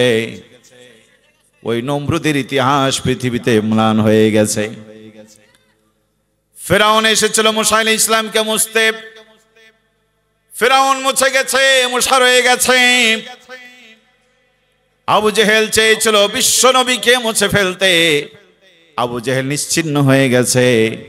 আল্লাহর হাবিবের ভক্ত অনুরক্ত পৃথিবীতে কোটি কোটি আছে না নাই? হাতে সময় থাকলে জন্মদিনে রোজাই, কি দিনের 12টা, কি রাতের 12টা, কি দিনের 3টা, কি রাতের 3টা, হাজার হাজার মানুষ বিশ্বনবীকে বাম দিকে রেখে হেঁটে যাচ্ছে। মুখে তাদের কোনো কথা নাই, চোখের পানি দিয়া বুক ভাসাচ্ছে। কি এক অজানা ভালোবাসা! একটা দিনের জন্য, একটা মুহূর্তের জন্য আপনি সেখানে মানুষ শূন্য পাবেন না। পৃথিবীর কোটি কোটি নারী পুরুষ ছোট বড় যাচ্ছে, চোখের পানি দিয়ে আমার প্রিয় হাবিবকে ভালোবাসার নজির প্রেস করছে। বলেন ঠিক কিরা? ঠিক কিরা বলেন? সম্মানিত ভাইয়েরা আমার, ইতিহাস হলো এটা, ক্ষমতা যখন থাকে সবাই তাদের লোক, পজিশনে যখন থাকে সবাই তাদের লোক। একটু আগে মাইক ছিল নুরুল হাসান বিন আব্দুল বারীর কাছে, উনি আলহামদুলিল্লাহ বলতে বলেছেন, হাত তুলতে বলেছেন তুলেছেন, হাত পকেটে দিতে বলেছেন হাত পকেটে দিয়েছেন। তার কাছে ছিল যা বলেছেন তাই শুনেছেন। এখন যদি নুরুল হাসান এই চেয়ারে বসে আপনাদেরকে হাজার কথা বলে, একটা কথা আপনারা কেউ শুনবেন না, কারণ ক্ষমতা নাই। এখন আমি আপনাদের কাছে এসেছি, মাইক আমার কাছে, চেয়ার আমার কাছে, আপনারা সবাই আমার লোক। হাত তুলতে বলে হাত তুলবেন, দাঁড়াতে বললে দাঁড়াবেন, হাসতে বললে হাসবেন, কাঁদতে বললে কাঁদবেন, এটাই দুনিয়ার নিয়ম। ক্ষমতা যখন থাকে সবাই তাদের লোক। ফেরাউন যখন ক্ষমতায় ছিল সবাই তাদের লোক, নমরুদের লোক সবাই। বিগত 15 বছর জালেম ক্ষমতায় ছিল সবাই তার লোক। কি পানের দোকানদার, কি রিক্সাওয়ালা, কি ঠেলাওয়ালা, কি মজুর, বাজারে যিনি জুতা পালিশ করে সেও তাদের লোক। এই দেখে নেব, কোরআন বলছে ফামা বাকাত আলাইহিমুস সামাউ ওয়াল আরদ ওয়া কানু মুজারিন। ফেরাউন ধ্বংসের পর আল্লাহ আয়াত নাজিল করে বিশ্ববাসীকে শোনাচ্ছেন, এই ফেরাউন আর নমরুদ যখন শেষ হয়ে গেল, ধ্বংস হয়ে গেল, না আকাশবাসী কেঁদেছিল, না জমিনবাসী কেঁদেছিল। কাঁদে না তো কাঁদেই না, কাঁদবে এমন পরিবেশ আমি আল্লাহ তাদের জন্য রাখি নাই। ফেরাউনের পক্ষে কথা বলবে, নমরুদের পক্ষে কথা বলবে, সাদ্দাদের হয়ে কথা বলবে, আল্লাহ এই পরিবেশ রাখে নাই। ঠিক কিনা বলেন? 15 বছর যাদের ভয়ে মুখ খোলা যাচ্ছিল না, তারা দেশে আছে না? আছে তো। কজন বা গেছে? আছে তো সবাই। কিন্তু এখন আর তাদের জন্য কেউ বুক ফুলায় কথা বলতে পারে না। তাদের নাম করে কেউ আর রাস্তা ব্যারিকেড দিতে পারে না। আল্লাহ পাক বলেন আকাশবাসীও কাঁদে নাই, জমিনবাসীও কাঁদে নাই। কি করেছিল তাহলে? প্রাণের নেতা বিদায় হয়ে গেল, কিছুতে একটা করেছে। কোরআন বলে ফাকুতিয়া দাবিরুল কওমিল্লাযীনা জালামু ওয়ালহামদুলিল্লাহি রাব্বিল আলামিন। আল্লাহ পাক বলেন জালিমের শিকড় যখন আমি কেটে দিয়েছি, গোটা জাতি বলেছে আলহামদুলিল্লাহ। ঠিক কিনা বলেন? নমরুদ, ফেরাউন, সাদ্দাত, হামান, বুখতে নাসর, এদের পরাজয়ের পরে জাতি আলহামদুলিল্লাহ বলেছে। কদিন আগেও বলে না, বলেছে না বলে নাই? আল্লামা সাঈদীকে ফাঁসির রায় শোনে, তোমরা কটা মিষ্টি খেয়েছো, কয়টা দোকানের মিষ্টি তোমরা শেষ করেছো, দূর থেকে তাকায় দেখো, খোঁজ নিয়ে দেখো, তোমাদের বিদায়ের দিন জাতি কি মিষ্টি খাওয়া খেয়েছে। ঠিক কিনা বলেন? মিষ্টি না পাওয়ার কারণে বাড়িতে গিয়ে চিনি পর্যন্ত গুলে খেয়েছে আনন্দের ঠেলায়। আপনার একটু ভয় আছেন, আচ্ছা বলছে যে চট করে চলে আসবো। গরু জব কুরবানি দেন না আপনারা? গরু যখন কুরবানি দেন, সেই গরুর হাত পা কি খুলেই কুরবানি দেন না হাত পা বেঁধে? হাত পা বেঁধে শুইয়ে এরপরে ইমাম সাহেব ছুরি চালায়। ছুরি চালালে গরু কিন্তু খুব ছটপট ছটপট করে। দাদা বলে যে দেখ, মরণের কালে কষ্ট দিস না, বাঁধনগুলি খুলে দে। নাতি ছেলে গিয়ে বাঁধন খুলে, 3টা পায়ের বাঁধন খুলে দিয়েছে, শেষ বাঁধন খুলতে হাত দিয়েছে, গরু এমন এক লাথি দিয়েছে, এক লাথিতে নাতির হাঁটু নাই। তারে যশোর আদ্দিন মেডিকেল কলেজ হাসপাতালে ভর্তি করা হয়েছে। দাদা গালে হাত দিয়ে ভাবছে, সর্বনাশ, গরু যে লাথি দিল আবার বোধহয় উঠে দাঁড়াবে। আপনাদের মনে কি হয়? গরু উঠে দাঁড়াতে পারবে? কেন? গলা কেটে দেওয়া হয়েছে, 2-4টা লাথি দিতে পারে, উঠে দাঁড়াতে। ফেরাউন ধ্বংস হয়ে গেছে, তার গোষ্ঠী পৃথিবীতে বিদ্রোহ করতে পারে নাই। নমরুদ ধ্বংসের পরে তার গোষ্ঠী পৃথিবীতে মাথা তুলতে পারে নাই। সাদ্দাদের চলে যাওয়ার পর তার গোষ্ঠী পৃথিবীতে মাথা তুলতে পারে নাই। আব্রাহা ধ্বংসের পরে তার গোষ্ঠীরা মাথা তুলতে পারে নাই। আবু জেহেল চলে যাওয়ার পরে মাথা তুলতে পারে নাই। ব্রিটিশরা চলে যাওয়ার পরে এই উপমহাদেশে ব্রিটিশার মাথা তুলতে পারে নাই। পাকিস্তানেরা দেশ ছেড়ে চলে যাওয়ার পরে বাংলা নিয়ে ষড়যন্ত্র করে সফল হতে পারে নাই। ঠিক কিনা বলেন? অতএব যেটা চলে যায় সেটা আর উঠে দাঁড়াতে পারে? ফাকুতিয়া দাবিরুল কওমিল্লাযিনা জালামু, আল্লাহ পাক বলছে আমি জালেমের শিকড় কেটে দিয়েছি। ওই শিকড় কাটা গাছ আপনি পানি যতই ঢালেন ওটার সোজা হয়ে দাঁড়াবার সুযোগ নাই। ঠিক কিনা বলে? আল্লাহ রাসূল কোরআন হাদিস ইসলাম আর মুসলমানদের সাথে গাদ্দারি করার কারণে আল্লাহ রাব্বুল আলামিন যে শিকড় কেটে দিয়েছেন, আশা করা যায় বাংলার জমিনে ওই চরিত্র নিয়ে আর কোনোদিন দাঁড়ানোর সুযোগ নাই। ঠিক কিনা বলে? ফিরে আসো বন্ধু কোরআনের পথে। নবীজি বলেন আল কোরআনু হুজ্জাতুল লাকা ওয়া আলাইকা, এই কোরআন তোমার পক্ষে কিংবা বিপক্ষের দলিল। আপনি কোরআনের সাথে আছেন, আপনি জান্নাতি মানুষ। ঠিক কিনা বলেন? কোরআন ছেড়ে দিয়েছেন, আপনি জাহান্নামী। কোরআন মেনে ছিল যাবেন, ঠিক আছে। কোরআন মেনে নিয়েছিলেন আবু বকর, জান্নাতি মানুষ। কোরআন মেনে নিয়েছিলেন হযরতে খাদিজা, জান্নাতি মানুষ। কোরআন মেনে নিয়েছিল বেলাল, জান্নাতি মানুষ। ঠিক কিনা বলেন? কোরআন ছেড়ে দিয়েছিল আবু জেহেল, জাহান্নামী। কোরআন ছেড়ে দিয়েছিল আবু তালেব, জাহান্নামী মানুষ। নবীজির ঘরে তার 2টা ছেলের বিয়ে দিয়েছিল। আল্লাহ নবীর সাথে তার সম্পর্ক এত নিগুড়, বিশ্ব নবীর জন্মের কথা শুনে দাসীকে মাফ করে দিয়েছিল। নবীর 2 কন্যার সাথে তার 2 ছেলের বিয়ে দিয়ে পুত্রবধূ বানিয়ে ঘরে তুলেছিল। কিন্তু কোরআন না মানার কারণে সে আবুল আহাব ধ্বংস হয়ে গেছে, জাহান্নামে যাবে। অতএব বন্ধু, আজও যারা কোরআন মেনে চলেছে তারা জান্নাতি মানুষ, কোরআন ছেড়ে দিয়েছে যারা জাহান্নামী তারা। এখন আমরা যারা এখানে আছি, আমরা কোরআন মানা লোক না ছাড়া লোক? সম্মানিত ভাইরা, কোরআন আমরা মানি, এই কথা আমরা সবাই জানি। যারা এখানে এসেছেন সবাই আপনারা কোরআন মানেন, ঈমান আপনাদের আছে, কিন্তু আল্লাহ যেভাবে বলেছে সেইভাবে ঈমান আমাদের নাই। কোরআন আমরা মানি কিন্তু পরিপূর্ণ মানি না। এই জন্য আল্লাহ তাআলা ডেকে বলছেন, ইয়া আইয়ুহাল্লাযীনা আমানু দুখুলু ফিস-সিলমি কাফা। আল্লাহ কোনো বেঈমানকে বললেন না, কোনো কাফিরকে বললেন না, কোন রকমের বেদিনকে বললেন না। আল্লাহ রাব্বুল আলামিন মুমিনদেরকে ডেকে বলছেন, মুমিনেরা পরিপূর্ণভাবে ইসলামের মধ্যে প্রবেশ করো। আলা তাত্তাবিউ খুতুওয়াতিশ শাইতান, শয়তানি বদমাশি করো না, কারণ সে তোমাদের চূড়ান্ত দুশমন। নামাজ পড়ো, মিথ্যা কথা বলো না। রোজা রাখো, খাদ্যে ভেজাল দিও না। হজ করো, অন্যের সম্পদ দখল করো না। তাসবিহ পড়ো, গালিগালাজ করো না। কোরআন পড়ো, সিনেমা হলে যায়ও না। ঠিক কিনা বলেন?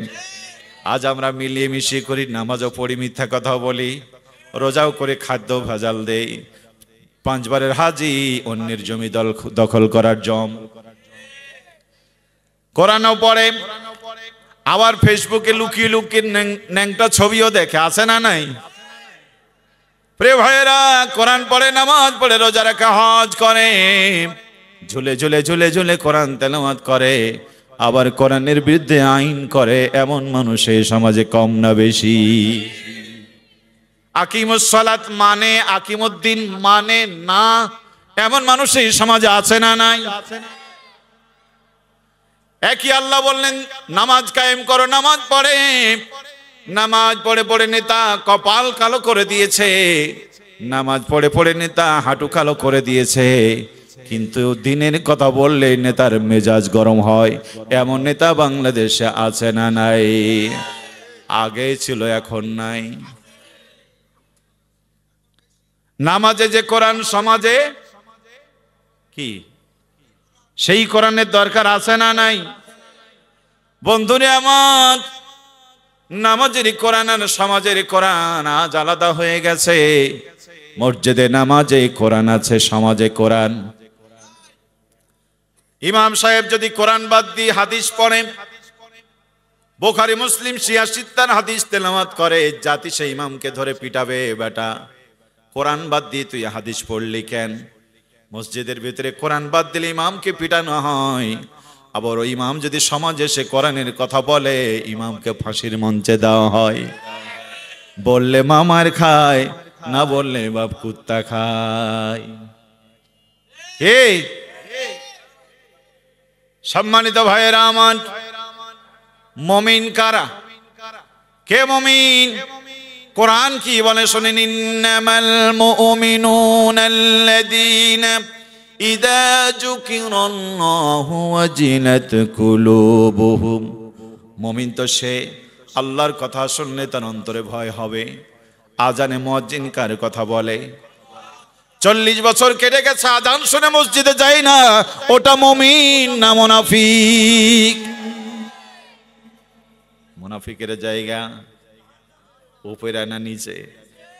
প্রিয় ভাইয়েরা আমার, নারায়ে তাকবীর, আল্লাহু আকবার, কার ধ্বনি? কার ধ্বনি?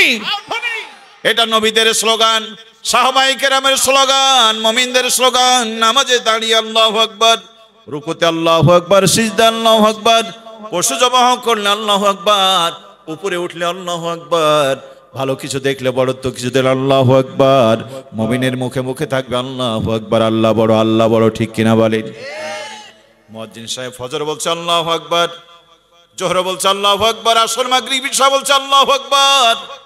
মুয়াজ্জিন যদি একদিন তার বাপের নামে তাকবীর দেয়, বলেন তো সেই মুয়াজ্জিনের বেতন বাড়বে না চাকরি যাবে? মসজিদের ইমাম 40 বছরে একবার বাপের নামে তাকবীর দিলে তার ইমামতি থাকে না, মুয়াজ্জিনই থাকে না। ও বন্ধু, যেই মুয়াজ্জিন মসজিদে দাঁড়ায় 40 বছর আল্লাহর তাকবীর দিল, তোমার খারাপ লাগলো না? ওই মসজিদের মুয়াজ্জিন এসে রোডে বলেছে নারায়ে তাকবীর, আল্লাহু আকবার। মসজিদের সভাপতি কলার ধরে বলছে, বেটার রাজাকার, এতদিন জানতাম তুই দল টল করিস না, এখন তো দেখি তুই দলীয় লোক। এই তাকবীর শুনে কোন দলের কথা মনে হয়? আল্লাহর দলের কর্মীর গলায় হাত দিয়েছো, অপেক্ষা করো সভাপতি, আল্লাহ তোমার পিঠের চামড়া তুলে দেওয়ার জন্য জাহান্নাম তৈরি করে রেখেছে। বলেন ঠিক কিনা? তোমার থেকে বড় জায়গার সভাপতি ছিল আবু জাহেল, তুমি তো বেনাপোলের মসজিদের ইমাম সভাপতি, তোমার মসজিদে নামাজ পড়লে 500 রাকাতের সওয়াব পাওয়া যায়। আবু জেহেল যেই মসজিদের সভাপতি ছিল, ওই মসজিদে 1 রাকাত নামাজ পড়লে 1 লক্ষ রাকাত নামাজের সওয়াব পাওয়া যায়। এমন মসজিদের সভাপতি ছিল আবু জেহেল। জান্নাতে না জাহান্নামে? তুমি কি করে ভাবলে মসজিদের খাদেম তুমি জান্নাতে যাবা? কদিন আগে দেখলাম এক নেতা বক্তব্য দিচ্ছে, মধ্যখান থেকে এক যুবক তাকবীর দিয়েছেন, নারায়ে তাকবীর, আল্লাহু আকবার। নেতা বক্তব্য থামায় বলছে ধর। নেতা খুশি হয়ে ধরতে বলে, কথা বলেছে কার? নামটা উচ্চারণ করেছে আল্লাহর। কোরআন বলছে মুমিন তো তার আল্লাহর কথা শুনে অন্তরে ভয় হবে। আল্লাহর কথা শুনে যার অন্তর জ্বলে গেল, নামটা মুমিন হতে পারে, আব্দুল মুমিন হতে পারে। আসলে ওটা আব্দুল মুমিন নয়, ওটা আব্দুস শয়তান। সম্মানিত ভাইয়েরা আমার, উদখুলু ফিস সিলমি কাফা, পরিপূর্ণ ঈমান আনো। ব্যক্তিতে, পরিবারে, সমাজ ও রাষ্ট্রে, আন্তর্জাতিক দুনিয়ায় সব জায়গায় আল্লাহর আইন আছে না নাই? তিবিয়ানান লিকুল্লি শাই, মানুষের জন্য প্রয়োজন।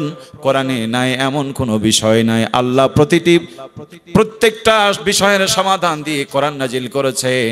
লিতাহকুমা বাইনান নাসি বিল আদল, মানুষের ভিতরে ইনসাফপূর্ণ সুবিচার কায়েমের জন্য কোরআন নাজিল করেছেন। বলেন ঠিক কিনা? সম্মানিত ভাইয়েরা আমার,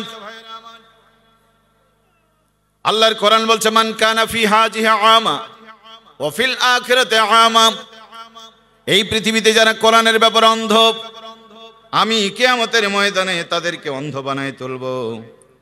প্রিয় ভাইয়েরা, কারা কোরআনের ব্যাপারে অন্ধ? কোরআনের ব্যাপারে অন্ধ হলো এই নামাজ পড়েছে, কোরআন পড়েছে, রোজার ক্ষেত্রে কোরআন দেখেছে, ব্যবসা করেছে, কোরআন কি বলে একবার দেখে নাই, অর্থনীতি চালিয়েছে, কোরআন কি বলেছে দেখে নাই। বিচারপতি শামসুদ্দিন চৌধুরী মানিক বিচারপতি ছিল, আল্লাহর কোরআন কি বিচার ব্যবস্থা দিয়েছে দেখে নাই, গায়ের জোরে সাঈদীর ফাঁসি দিয়েছে। কি ঠিক না? সেই জসিমউদ্দিন মানিককে আল্লাহ জঙ্গলের মধ্যে কলার পাতায় শুইয়ে, জনগণ বলছে নাকি তার আন্ডা ফাটায় দিয়েছে। কি ঠিক কিনা বলেন? ক্ষমতার দাপট দেখায়ও না, ক্ষমতার বাহাদুরি করো না, আসল ক্ষমতার মালিক আছে না নাই? সালমান এফ রহমান কোটি কোটি টাকা খরচ করেছিল দেশের মোল্লাদের নিধন করার জন্য, এই কওমি মাদ্রাসা উঠিয়ে দেওয়ার জন্য কোটি কোটি টাকা খরচ করেছে। আজকে চাচার টাকা পয়সা কোনো কাজে আসছে না। কিয়ামতের দিন লোকেরা বলবে মা আগনিয়ান্নি মালিয়া হালাকান্নি সুলতানিয়া, মাল কাজে আসছে না, ক্ষমতাও কাজে আসছে না। ওদের কিয়ামত পরে হবে, দুনিয়ায় তাদের কিয়ামত শুরু হয়ে গেছে। যেই চাচা কামরুল ট্রাইব্যুনাল দেখতে এসে হাসচুলার ঘুরছিল, ওরা জানে না এই ট্রাইব্যুনালে আমাদের আসতে হবে। ব্যারিস্টার আনিসুল চাচা আইনের ফাঁক দিয়ে বেআইনি কাজ করে কত মানুষের জীবন বিপন্ন করেছে। চাচা আজকে আছে না নাই? ওয়াতিলকাল আইয়ামু নুদাবিলুহা বাইনান নাস, আল্লাহ পাক বলেন কালের পরিবর্তন আমি করি। ইয়ামসাসুকুম কারহুন ফাকাদ মাসাল কওমা কারহুন মিসলুহু, আল্লাহ পাক বলছেন কেমন লাগছে তোদের, এখন কেমন লাগছে? এই রকমই লেগেছিল তাদের। কোরআন বলছি আছে না কোরআনে? সূরা আলে ইমরান পড়লে পাবেন। আল্লাহ পাক বলছেন এখন তোমাদের যেমন লাগছে তখন তাদেরও তেমনই লেগেছিল। এখন তোমরা ভাবছো মিথ্যা মামলা, তোমরা যে মামলা দিয়েছো ওটা গায়েবী মামলা, একবার ভেবেও দেখনি। ঠিক করে বলেন? হাতে হাত করা উঠলে শরম লাগে। 2 তালার কথা বলে 4 তালা নিয়ে গেছে। কামরুল তুমি ধমক দাও, তোমাদের লোকেরা থানার ওসির সাথে দেখা করব বলতে নিয়ে আইনা ঘরে রেখে তাদের হাড় হাড্ডি পর্যন্ত মিশায়ে দিয়েছে। ঠিক কি না বলেন? আল্লাহ পাক বলছেন দেখো কেমন লাগে। ওই যে রুটির কথা বললাম, আগে যে পিঠ আগুনে পড়ছিল ওপর দিক থেকে দারুণ আনন্দ করছিল, ও জানে না মালিক একটু পরে তারে উল্টায় দিবে। কি ঠিক না? আমরা কতদিন বলেছি, গল্প শুনিয়েছি। গরু গিয়েছিল জঙ্গলের ধারে, বাঘ বলল এরে গরু জঙ্গল দখল করবে বোধহয়। হুমকার দিয়ে যায় গরু, তুই না থাকবি মাঠে ঘাটে আমাদের জঙ্গলে, রাজনীতি করে আমাদেরকে জঙ্গল থেকে বের করে গরু তুই জঙ্গল দখল করবি, এটা হতে পারে না। কারণ বাঘের ধারণা জঙ্গল তার বাপদাদার, ওরাই ছিল, ওরাই থাকবে, আর কেউ আসতে পারবে না। গুরু বলল মহারাজ আমিও ওই সব ধান্ধায় আসিনি, আমি একটু চড়াই করতে এসেছিলাম। বলছে বুঝতে পেরেছি, চড়াইয়ের নাম করে তুই ক্ষমতা দখল করবি তাই না? লাফ দিয়েছে, ঝাঁপ দিয়েছে। গরু তো চিন্তা করলে তো মূর্খ, মূর্খের সাথে তর্ক করে লাভ নাই। ওই যা খাতা বহুল জাহিলুনা কলু সালামা, মূর্খের সাথে দেখা হলে সালাম দিয়ে চলে যেতে হবে, বলেছেন কে?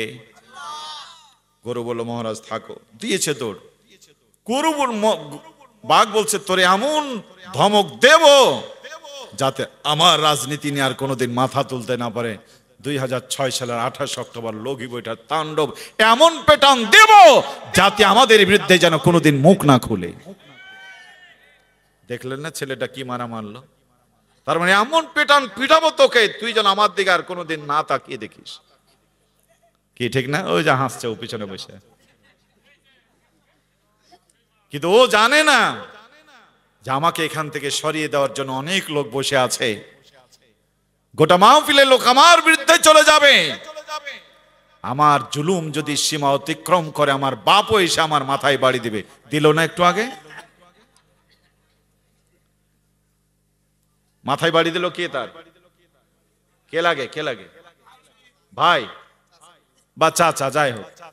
কথা ছিল যে চাচা তার পাশে দাঁড়াবে, কথা ছিল যে ভাই তার পাশে দাঁড়াবে, কিন্তু যখন সে সীমা লঙ্ঘন করেছে চাচাও বাধ্য হয়েছে ভাতিজার বিরুদ্ধে চলে যেতে। তোমাদের সাথেও আল্লাহ ছিল, কিন্তু এমন কাজ করেছো মালিক তোমাদের বিরুদ্ধে চলে গেছে। ঠিক কি না বলেন?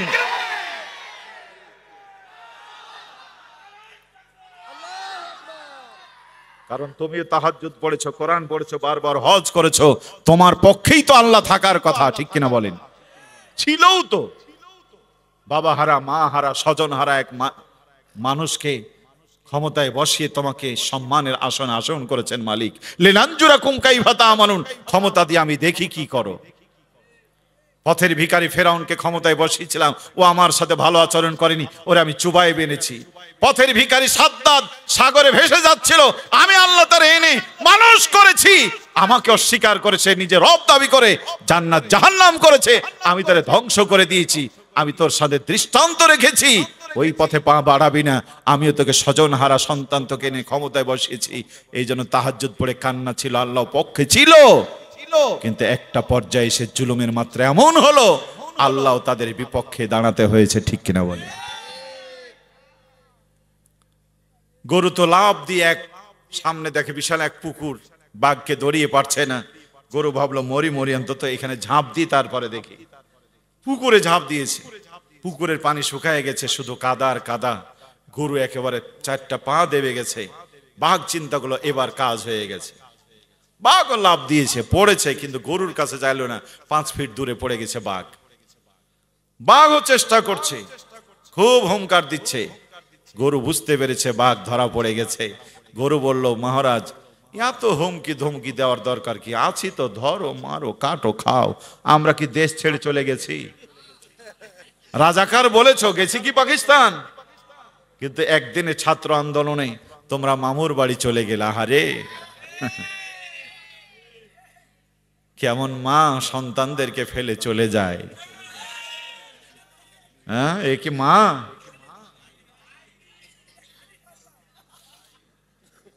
যাইনি আমরা দেশ ছেড়ে, আমার নিজামি যায়নি, মুজাহিদ যায়নি, বেগম জিয়া যায়নি, যায়নি দেশের ইসলাম প্রিয় তৌহিদিবাদীদের মুসলমানেরা। যাওয়ার সুযোগ ছিল, যায়নি তারা দেশ ছেড়ে। রাজনীতি করে দেশের জন্যই মরলে দেশেই মরবো, বলেন ঠিক কিনা? কিন্তু একটু ঝড় আসার সঙ্গে সঙ্গে ঝড়ের মোকাবিলা না করে তোমরা সবাইকে রেখে চলে গেলে, কি ঠিক না? গুরু বলছে, মহারাজ আজকের এই বিপদের দিনে তোমাকে একটা প্রশ্ন করতে চাই, রাগ করবা না তো? তো বাঘ বললো যে হ্যাঁ কর, প্রশ্ন কর। গরু বলল, মহারাজ তোমার কি কোনো মালিক টালিক আছে? বাঘ বলছে যে এই জন্য তো তুই গরু। হ্যাঁ, আমার মালিক কে রে? আমি মালিক, আমি খালিক, আনা রব্বুকুম আলা, আমার উপরে নাই কোনো সালা। ওই জঙ্গলে বাঘের উপরে কেউ আছে বলেন? গরু বলল, মহারাজ তোমার গায়ে অনেক শক্তি, কোনো মালিক নাই, কিন্তু আমি দুর্বল প্রাণী, আমার কিন্তু একজন মালিক আছে। পড়েন আল্লাহু আকবার। আমার মালিক সারাদিন আমাকে দেখতে পারবে না, খুঁজে পাবে না। সন্ধ্যা যখন লাগবে গোহাল করে আমারে পাবে না। আমার মালিক হেরিকেন হাতে করে, চারা হাতে করে আমারে খুঁজতে বের হবে। খুঁজতে খুঁজতে খুঁজতে এসে এই গর্তের ভিতর থেকে আমাকে তুলে নিয়ে যাবে। তোমার যেহেতু কোনো মালিক নাই, শক্তি ছিল যতদিন, ক্ষমতা ছিল যতদিন, দেখিয়েছো, কাজে লাগিয়েছো, আজকে বিপদে পড়েছো, তোমাকে বাঁচাবার জন্য কেউ এগিয়ে আসবে না। এমনও হতে পারে মহারাজ, আমার মালিক যদি এসে দেখে তোমার কারণে আমার এই বিপদ, মালিক তার গ্রামের লোকজনকে ডাকবে, সাঙ্গপাঙ্গ ডাকবে, মালিক তার দলীয় ক্যাডারদেরকে ডাকবে, এমন পেটান পিটাবে, এই গর্তের ভিতরেই তোমার দাফন হবে, ওই জঙ্গলে গিয়ে আর রাজনীতি করা হবে না, বলেন ঠিক কিনা? বলেছিলাম প্রিয় ভাইয়েরা, ক্ষমতার অহংকার করো না, আল্লাহরে মালিক ডাকো, আল্লাহরে মালিক মনে করো। ওরা মনে করেছিল তাদের মালিক টালিক কেউ নাই, কেউ তাদের হটাতে পারবে না, সরাতে পারবে না। আলিমরা রাতের অন্ধকারে কেঁদে কেঁদে বলেছিল, মালিক তুমি ছাড়া আমাদের কেউ নাই। বাংলার জমিন চতুর্দিকে ভারত দিয়ে ঘেরা, একদিকে বঙ্গোপসাগর, তুমি যদি রক্ষা না করো আমাদের কেউ বাঁচাতে পারবে না। 1 আগস্ট যখন এদেশ ইসলামী আন্দোলন নিষিদ্ধ হল, এই দেশের প্রতিটি আলেম ওলামা, ইসলাম প্রিয় মানুষগুলির চোখ শুকিয়ে গেছিল, মুখ শুকিয়ে গেছিল, আর বাঁচা যাবে না। রাতের অন্ধকারে কেঁদে কেঁদে ডুকরে কেঁদে মালিককে ডেকেছিল। আল্লাহ পাক মালিককে অভয় দিয়ে বললেন, ধৈর্য ধারণ করো, অপেক্ষা করো, মুমিনকে সাহায্য করো, আমি আল্লাহর জন্য ওয়াজিব হয়ে গেছে। ইমানের পরাকাষ্ঠা দেখিয়েছো, বিপদে মন ভরা হও না, ঘর ছেড়ে যাও নাই, আমি আল্লাহ তোমাদেরকে রেখি জালেমদেরকে বিদায় করে দেব। আমার ভাইয়েরা, যারা মনে করেছিল পথের কাঁটা সরিয়ে দিয়েছি, মাত্র 4 দিনের ব্যবধানে আল্লাহ তাদেরকে ঘর থেকে বের করে দিলেন। আর যাদেরকে নিষিদ্ধ করা হয়েছিল, সেই নিষিদ্ধ সংগঠনের মহানায়ক ওই গণভবনের দাওয়াতি মেহমান হয়ে গেছে। এ ভাই, আল্লাহ যদি কারো কান ধরে উপরে টানে, তুই পা ধরে নিচে নামাতে পারবি?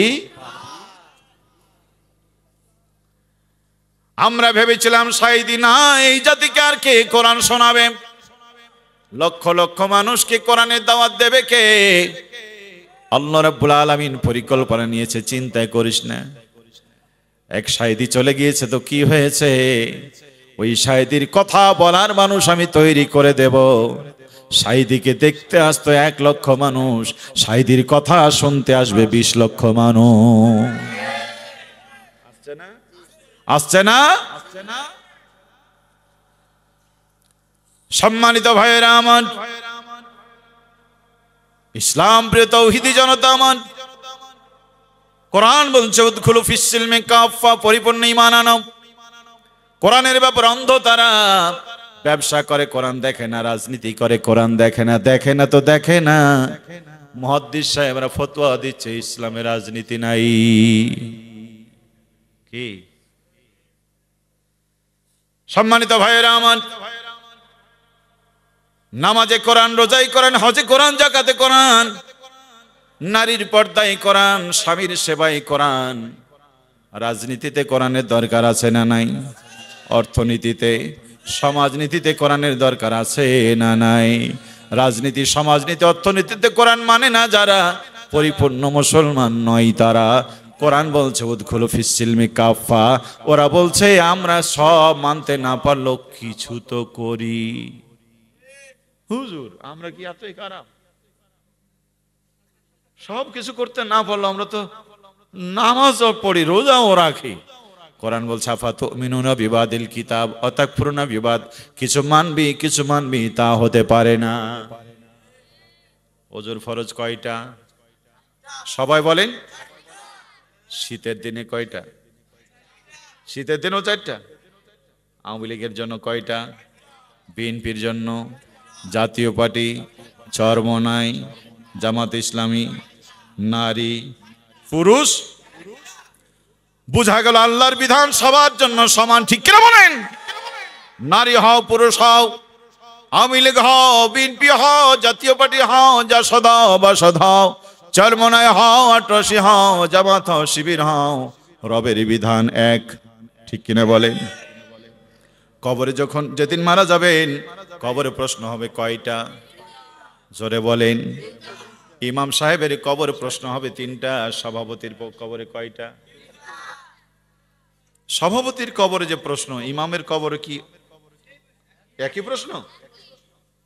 সভাপতি আর ইমাম সাহেব কি এক দলের লোক? দল আলাদা, প্রশ্ন। আওয়ামী লীগের একজন ভাই মারা গেল, তার কবরে যে প্রশ্ন।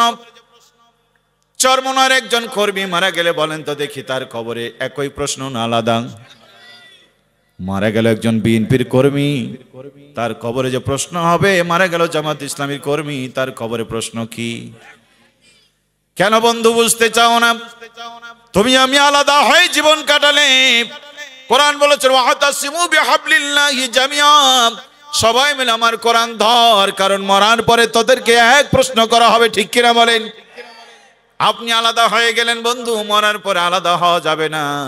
মরণের পরে প্রশ্ন হবে এক, প্রশ্ন যদি এক হয় জবাব হবে কত? মরার পরে ইমাম সাহেব যে আল্লাহর কথা বলবে, তোমাকে তো সে আল্লাহর কথা বলতে হবে। মরার পরে আওয়ামী লীগের ভাই যেই নেতার কথা বলবে, চরমনাইয়ের লোককেও তো সেই নেতার কথা বলা লাগবে। মরার পরে জামাত ইসলামীকে যে দলের কথা বলা লাগবে, বন্ধুরে তুমি যেই দল দুনিয়ায় করো, মরার পরে ওই দলের কথাই বলতে হবে। ওদের কথার যদি মিল না হয় তাহলে ঝামেলা বেঁধে যাবে। মরার পরে আল্লাহকে মানতে চাও, নবী মানতে চাও, রসুল মানতে চাও, বেঁচে থাকতে মানতে অসুবিধা কি? কোরআন বলছে ওয়ালা তামুতুন্না ইল্লা ওয়া আনতুম মুসলিমুন, মুসলমান হও তারপরে মরো। আমাদের দেশের মানুষ মুসলমান হয় মরার পরে। সাপ আর ব্যাঙের মধ্যে বন্ধুতালি ছিল। সাপ শুধু ব্যাংকে বলে, এই ব্যাং তুই হাঁটতে জানিস না, চলতে জানিস না, লাফিয়ে লাফিয়ে চলিস, শরীর খসমসা, একটু ক্রিম টেরিম মাখতে পারিস না। কতদিন কথা বলে। ব্যাং শুনতে শুনতে একদিন বলছে দোস্ত সব দোষ আমার, তোমার কোনো দোষ নাই। সাপ বলছে যে নাই কেন, থাকলে বল, পাবলিকের সামনে বল, মিটিং কর, মিছিল কর। ব্যাং বলছে দোস্ত তুমিও তো সোজা হয়ে চলতে পারো না, খালি এরকম পেঁচিয়ে পেঁচিয়ে চলো। যেই বলা সাপ একবার ফস করেছে। ব্যাং চিন্তা করলো কিরে তুমিও রাজনীতি করো, আমিও রাজনীতি করি, কদিন আগে তুমি মহাসমাবেশ করলে, আর একটা মিটিং করতে তুমি একবার ফস করলে, কি ঠিক না? হাজার হাজার লোক নিয়ে রাস্তা বন্ধ করো। মসজিদে ইমাম সাহেবের সাথে আমি ওজোর ফতোয়া জানছিলাম, আর তুমি জঙ্গির মামলা দিয়ে দিলা। কি ক্ষমতা যাদের থাকে তারা ফাঁস করে, কি ঠিক না? তাদের উপর আর একজন আছে না নাই? ব্যাং বলল আল্লাহ এই জালেমের সাথে আমি পারবো না, তুমি বিচার করিও। পাশেই ছিল রাখাল, সাপের শব্দ পেয়ে সে পিটিয়েছে। পিটায় একবারে বেনাপোল রোডে লম্বা করে শুয়ে রেখেছে। ব্যাং কতক্ষণ পরে খবর পেয়ে লাফিয়ে লাফিয়ে কানের কাছে গিয়ে বলল দোস্ত সোজা তুমি হয়েছ তো মরার পরে সোজা হয়েছ। আমি তো তোমাকে মরার পরে সোজা হতে বলিনি, আমি আগেই সোজা হতে বলেছিলাম। শোনো এখন সাধু সন্ন্যাসী হয়ে লম্বা হয়ে শুয়ে আছো, কানের মধ্যে শব্দ আসছে, পেঁয়াজ ভর্তি ট্রাক আর বালি ভর্তি ট্রাক আসছে, এমন করে পিষে যাবে রাজনীতি করা হবে না, খানকায় ফিরা হবে না, ঠিক কিনা বলেন? আল্লাহর আইন মানেন না, নবীর আইন মানেন না, মরার পরে বিসমিল্লাহ আল্লাহ মিল্লাতে রাসূলুল্লাহ, জীবনে বেঁচে থাকতে নবীর দলের কথা শুনতে পারেন নাই, তেলে বেগুনে চলে গেছেন, মরার পরে নবীর দলে ভর্তি করা হবে বটে, আপনাকে নবীর দলে ভর্তি করে আপনার কোনো লাভ হবে? মায়েরা, এখন পর্দা করতে মন চায় না, ডানা কাটা পরি হয়ে ঘুরছো, মরার পরে 20 গজ কাপড় তুমি পরবা, পর্দা তুমি করবা, ওই পর্দা করে তোমার কোনো লাভ হবে না, ঠিক কিনা বলে? নামাজ নাই, রোজা নাই, আল্লাহ নাই, রসুল নাই, বিড়ি গাঁজা খায় এমন ঠোঁটকে কালো করে দিয়েছে, আর মুখকে এমন গন্ধ করে, পাঁঠার গন্ধ আর ওর গন্ধ এক। মরার পরে কি আতর মাখায়, ওই আতর মাখিয়ে তোমার কোন লাভ হবে না, আতর একটু জীবনে মাখো, বেঁচে থাকতে মাখো, ঠিক কিনা বলে? সম্মানিত ভাইয়েরা আমার সামনে যারা বসে আছেন আমার আত্মীয় স্বজন কেউ না, আপনারা আমার রক্তের সম্পর্কের কেউ না, এই কথাগুলি এত কঠিন। বাবা বলেছে ছেলেকে, ছেলের কাছে বাবা দুশ্মন হয়ে গেছে, ছেলে বলেছে বাবাকে, বাবার কাছে ছেলে দুশ্মন হয়ে গেছে, মা বলেছে সন্তানকে, সন্তানের কাছে মা দুশ্মন হয়ে গেছে, নবী বলেছিল স্বজনের কাছে 40 বছর আল আলামিন তাদের দুশ্মন হয়ে গেছে, বলেন ঠিক কিরা? ইব্রাহিম আলাইহিস সালাম বাবাকে বলেছিল, ইদ ক্বালা লিআবিহি ইয়া আবাতি লিমা তা'বুদু মা লা ইয়াসমাউ ওয়া লা ইউগনি ওয়ালা ইয়াসমাউ ওয়ালা ইউবসিরু ওয়ালা ইউগনি আনকা শাইয়া। ইব্রাহিম আলাইহিস সালাম বাবাকে বলল, আব্বাজান কেন এমন দেবতার দাসত্ব করেন? চোখেও দেখে না, কানেও শোনে না, আপনাদেরই কোনো লাভও করতে পারে না, উপকারও করতে পারে না। কে বলছে কাকে? সন্তান বলছে বাবাকে। সেই সন্তান আপনার আমার মতো নয়, সেই সন্তান হলো নবী ইব্রাহিম আলাইহিস সালাম। পড়েন আল্লাহু আকবার। আমি যদি আপনাদেরকে বলি বেনাপোলবাসী কেন এই দল করেন, যেই দল করে নবীর সুপারিশ পাওয়া যায় না, আল্লাহর সন্তুষ্টি পাওয়া যায় না, কোরআনের শাফাত পাওয়া যায় না, কেন এমন নেতার পেছনে ঘোরেন যেই নেতারা বলতে পারেন আমি জীবনে দুর্নীতি করে নাই? বিগত বছর দেশ চালিয়েছেন সবাই, একজন দাঁড়ায় বলেন আমার নেতা কোনোদিন দুর্নীতি করে নাই? আমি ইকরামুলকে জিজ্ঞাসা করেন, আমার নাম ধরে চ্যালেঞ্জ করে বলতে পারি আমার নেতা শুধু মেম্বার চেয়ারম্যান না, মন্ত্রিত্ব করেছেন, 5 পয়সার দুর্নীতি করে নাই। ঠিক কি বলেন? চ্যালেঞ্জ করে বলতে পারি আমরা। 5টা বছর মন্ত্রণালয়ে চালিয়েছে, 5 বছর দুর্নীতি করে নাই। আমার আল্লামা সাইদি 10 বছর পার্লামেন্টের মেম্বার ছিলেন, 10টা পয়সার দুর্নীতির কথা কেউ বলতে পারে না। আছো কি তুমি? তোমার নেতার কথা বলতে পারো আমার নেতা দুর্নীতি করেনি? বন্ধু, তোমার নেতার সাথে আমরা আছি, ঠিক কিনা বলেন? এখন আমি যদি এই কথা বলি, কেন ওই দুর্নীতিবাজ নেতাদের পিছনে ঘোরেন, কেন এই সন্ত্রাসীদের পিছনে ঘুরেন, আপনারা কি খুশি হবেন? মোটেও খুশি হবেন না বন্ধু। আমরা আছি বড় বিপদে। আমরা কিসে আছি? কোন পদে? কোন পদে? আলেমরা আছে বিপদে। কেমন বিপদ বলবো? বলবো? পাড়ার এক বাবা, মূর্খ বাবা, ফার্স্ট ক্লাস গেজেটেড মূর্খ, মানে ওর চাইতে বড় মূর্খ এলাকাতে নাই। এখন এই মূর্খের ঘরে আল্লাহ তাআলা এক সন্তান দান করেছেন, খুব মেধাবী, পড়েন আলহামদুলিল্লাহ। মাদ্রাসায় দিয়েছে অল্প দিনেই, হেফজ শেষ করে আলিয়া কাওমি পড়ে এবার সরকারিভাবে বৃত্তি দিয়ে বিদেশে লেখাপড়া করতে গেছে। 5 বছর মদিনা বিশ্ববিদ্যালয়ে লেখাপড়া করে বাড়ি ফিরে আসছে। আপনাদের এই ভবার বেড থেকে সেই বাবা বড় খুশি, 5 বছর ছেলে বাড়ি নাই, ছেলেরা আনতে ঢাকায় গিয়েছে মাইক্রো ভাড়া করে। বাবা তো সেই ফজরের আগেই চলে গেছে। খোকা আসবে কখন, সকাল 10টায়, সে আগেই পৌঁছে গেছে। বসে আছে তাকিয়ে আছে, ছেলে আসে না। এইদিকে আস্তে আস্তে বাবার পেশাব লাগছে। কিন্তু মূর্খ মানুষ, ঢাকা এয়ারপোর্টে কোথায় টয়লেট কোথায় বাথরুম সে তো চেনে না, পড়তেও জানে না। সময় যত যায় পেশাব তত বাড়ে। সেও চিন্তা করছে খোকা আসুক, তারপরে যা হয় হোক। সকাল 10টায় খোকা আসছে। বাবা তো খুব খুশি, বুকের সাথে জড়িয়ে কপালে চুমু দিয়ে বললে, খোকা তুই এসেছিস, তোর জন্য আমি কত অপেক্ষা করছি। তোর দাদি তোর কথা বলতে বলতে কদিন আগে মারাই গেল। তোর নানাও তো তোকে বড় ভালোবাসতো, সেও 3 দিন আগে মারা গেল। খোকা আসতে আসলি, ওরা তোরে দেখতে পেল না, তুই তাদেরকে এত বড় আলেম হয়েছিস।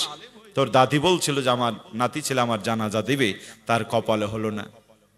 বাবাও কাঁদলো, ছেলেও কাঁদলো। বলে খোকা গল্প পরে হবে, আগে গাড়িতে উঠ, ওর পেশাবে চাপ আছে না। ড্রাইভার বলছে চালা গাড়ি। গাড়ি চালায়, ডানে আর বামে তাকায়, ডানে বামে তাকায়। এই বড় শাইখুল হাদিস আল্লামা পিছনে তাকায়, দেখে বাবা শুধু এদিক ওদিক দেখে। ছেলের ধারণা বাবা জীবনে ঢাকা আসেনি, লাল নীল বাতি দেখে বাবার অন্তর জুড়িয়েছে। আসলে কি লাল নীল বাতি দেখছে না ফাঁকা জায়গা খুঁজছে? পদ্মা সেতু পার হয়ে, ভাঙ্গা পার হয়ে এসে ফাঁকা রোড পেয়ে ড্রাইভার কাছে থামা গাড়ি। গাড়ি থামিয়ে বাবা লাফ মেরে পেশাব করতে সোজা একেবারে পশ্চিম দিকে মুখ করে, কাবার দিকে মুখ করে বাবা পেশাব করা শুরু করেছে। আলেম ছেলে দেখলো কাম তো গোলমাল। এখন বাবা পেশাব করতে বসে কেমন করে সতর্ক করে। ছেলে পিছন দিকে বললো, বাবা কি? ছেলে বলল কি হয়েছে? বাবা বলল কি হয়েছে? ছেলে বলল, বাবা সরাসরি কাবার দিকে মুখ করে পেশাব করা শরীয়তে জায়েজ নাই। বাবা চিন্তা করলো আলেম মানুষ, সে তো ঠিকই বলছে। কোনো কথা না বলে কেবলা পরিবর্তন করে পূর্ব দিকে মুখ করেছে। ছেলে বলল, বাবা এটাও হলো না। আহা, সরাসরি কাবার দিকে পিঠ করে বসেও পেশাব করা জায়েজ নাই। বাবা তখন দক্ষিণ দিকে মুখ করেছে। দক্ষিণ দিকে মুখ করলে সেদিন থেকে বাতাস, প্রচন্ড বাতাস শুরু হয়েছে। আলেম ছেলে বলল, বাবা প্রচন্ড বাতাসের দিকে মুখ করে পেশাব করা শরীয়তে জায়েজ নেই। বাতাসের দিকে পেশাব করলে ছিটে চলে আসবে না শরীরে? বাবা পড়েছে বিপদে। যেদিকে মুখ করি সেদিকে তোর ফতোয়া, যেদিকে মুখ করি সেদিকে কুফতা, যে দল করি তাতেই তোর আপত্তি। ঘটনাটা কি? কি ঠিক না? এখন পূর্ব পশ্চিম দক্ষিণ সব শেষ, আর কয় দিক বাকি? বাবা আর উত্তর দিকে মুখ করেছে। উত্তর দিকে মুখ করলে দুর্ভাগ্যজনক, বাবা যেখানে বসছিল জায়গাটা ছিল নিচু, আর সামনের জায়গাটা ছিল, থাকে না অনেক সময় এরকম। আলেম ছেলে বলো, বাবা নিচু জায়গায় বসে উঁচু জায়গায় পেশাব করা জায়েজ নাই। বাপ তখন রাগ করেছে, মুদ বই না। গাড়িতে উঠে ড্রাইভার করছে চালা গাড়ি, মুদ বই না। গাড়িতে উঠে খেলে বিড় বিড় করে। এই জন্য তোর আলেম বানিয়েছিলাম, এই ছিল আমার কপালে, তোর জন্য ভালো করে মুখ তো পাইলাম না। যেদিকে মুখ করে সেদিকে তোর ফতোয়া। এক টানে বাড়ি চলে এসে গাড়ি থেকে মানে ব্যাগপত্র আর ছেলেকে ডাকবে কি, ঘরের ভিতরে স্ত্রীকে ডেকে বলছে, মুত্ত যদি চাও তাড়াতাড়ি মুতো, বেটা বাড়ি আসলে মুতো হবে না, ওর ঠালে আমি ভালো করে মুততে পারি। আচ্ছা বলেন তো, এই আলেমের দোষ না বাবার দোষ? বাবা জানতো না, আলেম ছেলে এখন জেনেছে। ইয়া আইয়ুহাল্লাযিনা আমানু কু আনফুসাকুম ওয়া আহলিকুম নারা। ঈমানদার নিজেও বাঁচো, অন্যকেও। ওই আলেম ছেলে অন্তরের ভালোবাসা নিয়ে বাবাকে যখন দিনের পথে আহ্বান করছিল, সেই মূর্খ বাবা আলেমের প্রতি সম্মান প্রদর্শন করে ইসলামী শরীয়তের বিধান না মেনে এখন ঘর থেকে তাড়িয়ে দেওয়ার ষড়যন্ত্রে মেতে ঢুকেছে। আজ আমার জাতি আল্লাহ বলে, রসুল বলে, ইসলাম বলে, আজকে আল্লাহর নামে তাকবীর না দিয়ে, আল্লাহর নামে রাজনীতি না করে, মানব রচিত আইন প্রতিষ্ঠার আন্দোলন করে জাহান্নামের দিকে যাচ্ছে। আমরা যখন তাদেরকে ফিরতে বলি, জাতীয় মূর্খ বাবার মতো আচরণ করে আমাদেরকেও দেশ থেকে তাড়াতে চাই। ঠিক কিনা বলেন? সম্মানিত ভাইয়েরা আমার, কষ্ট হয়? ইব্রাহিম আলাইহিস সালাম বলেন, ইয়া আবাতি ইন্নী কদ জাআনি মিনাল ইলমি মা লাম ইয়াতিকা ফাত্তাবি'নি আহাদিকা সিরাতান সাবিয়া। বাবা, আমার কাছে এমন এক জ্ঞান এসেছে, আপনি যদি আমাকে অনুসরণ করেন আপনি পথ পেয়ে যাবেন।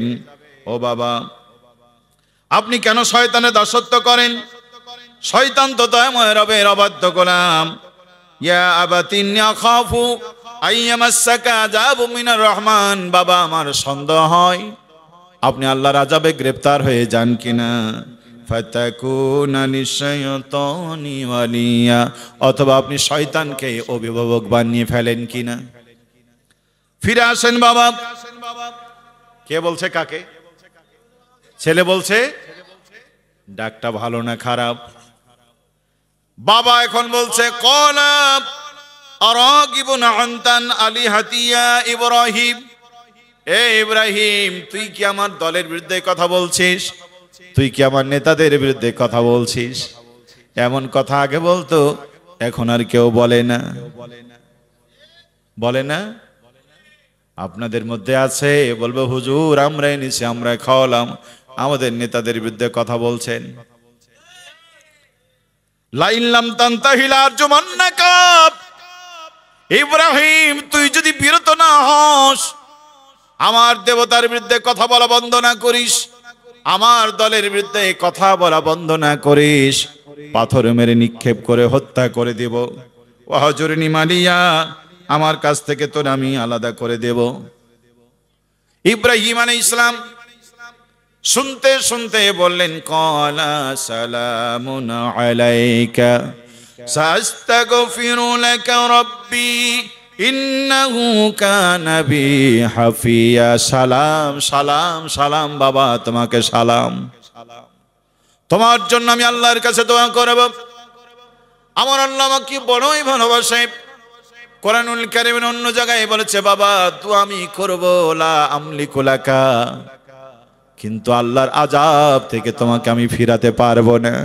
তুমি যদি তোমার চরিত্র বদল না করো, তুমি যদি তোমার আদর্শ বন্ধ না করো, আমি মুলবি দোয়া করে তোমাকে জান্নাতে নিতে পারবো না। বলেন ঠিক কিরা? মানলে পরিপূর্ণ মানতে হবে, ঠিক কিনা বলেন? বলছিলাম ওজুর ফরজ কয়টা? 3টা করেছেন, একটা করেননি। কোন অসুবিধা আছে? আছে? একটা না করলে 3টার কোনো দাম? নামাজের ভিতরে মাইরে 13 ফরজ, এক ফরজ বাদ দিয়ে দিলে বন্ধু 12 ফরজের দাম থাকে না, ঠিক কিনা বলেন? আপনার ছেলে পরীক্ষা দিয়েছে, 32 নাম্বার পেয়েছে, 32, পাস না ফেল? আর কত হলে পাস করত? পাইনি। কত পেয়েছে? কত? এত নাম্বার পেয়েছে, বলেন তো তার চাকরি বাকরি হবে? এ 32-এর কোনো দাম আছে? কতর জন্য? এক না পাওয়ার কারণে 32-এর দাম নাই। 4 ফরজের 1 ফরজ বাদ দিলে 3 ফরজের দাম নাই। 13 ফরজের 1 ফরজ বাদ দিলে 12 ফরজের দাম নাই। বেনাপোলের মুসলমানেরা, মায়েরা, বোনেরা, যুবকেরা, তরুণেরা, জ্ঞানীর গুণীরা, নামাজ পড়েছেন, রোজা রেখেছেন, হজ করেছেন, জাকাত দিয়েছেন, তসবিহ পড়েছেন, দান করেছেন। ও মায়েরা, স্বামীর সেবা করেছো, পর্দায় থেকেছো, টুপি মিলে নবীর সাথে, দাড়ি মিলে নবীর সাথে, পাঞ্জাবি মিলে নবীর সাথে। আল্লাহর জমিনে দিন কায়েম করা ফরজ, আপনি সব করেছেন, দিন কায়েমের আন্দোলন করেন নাই। আগের গুণী কোনো ইবাদত, কোনো ফরজের মূল্য রবের কাছে নাই। উদখুলু ফিস-সিলমি কাফা ওয়ালা তাত্তাবিউ খুতুওয়াতিশ শায়তান। পরিপূর্ণভাবে আসো, শয়তানের পথ ছাড়ো, ঠিক কিনা বলেন? পাসপোর্ট করতে গেলে চোখের ছবি তোলা হয়, আঙ্গুলের ছবি না হয়। আবার যখন বিদেশে যাবেন ইমিগ্রেশনে গিয়ে আবার আঙ্গুলের ছবিগুলি মেলানো হয়। পাসপোর্টটা আপনার না আপনার বাপের? মিলাতে মিলাতে 9টা আঙ্গুলের ছবি মিলে গেছে বন্ধু, একটা আঙ্গুলের ছবি মিলে না। একটু বিবেক থাকলে বলেন তো দেখি, বিদেশে যাওয়া হবে? মিলেনি কয়টা? মিলেছে কয়টা? 9টাই মিলে গেছে বন্ধু। একটা না মিলার কারণে যেমন বিদেশ যাওয়া হয় না। নামাজ পড়েছেন, রোজা রেখেছেন, হজ করেছেন, কিয়ামতের ময়দানে নামাজ মিলে যাবে, রোজা মিলে যাবে, হজ মিলে যাবে, যাকাত মিলে যাবে, কোরআন মিলে যাবে, নারী পর্দা মিলে যাবে, দান সদকা মিলে যাবে। বলবো, মারবেন না তো?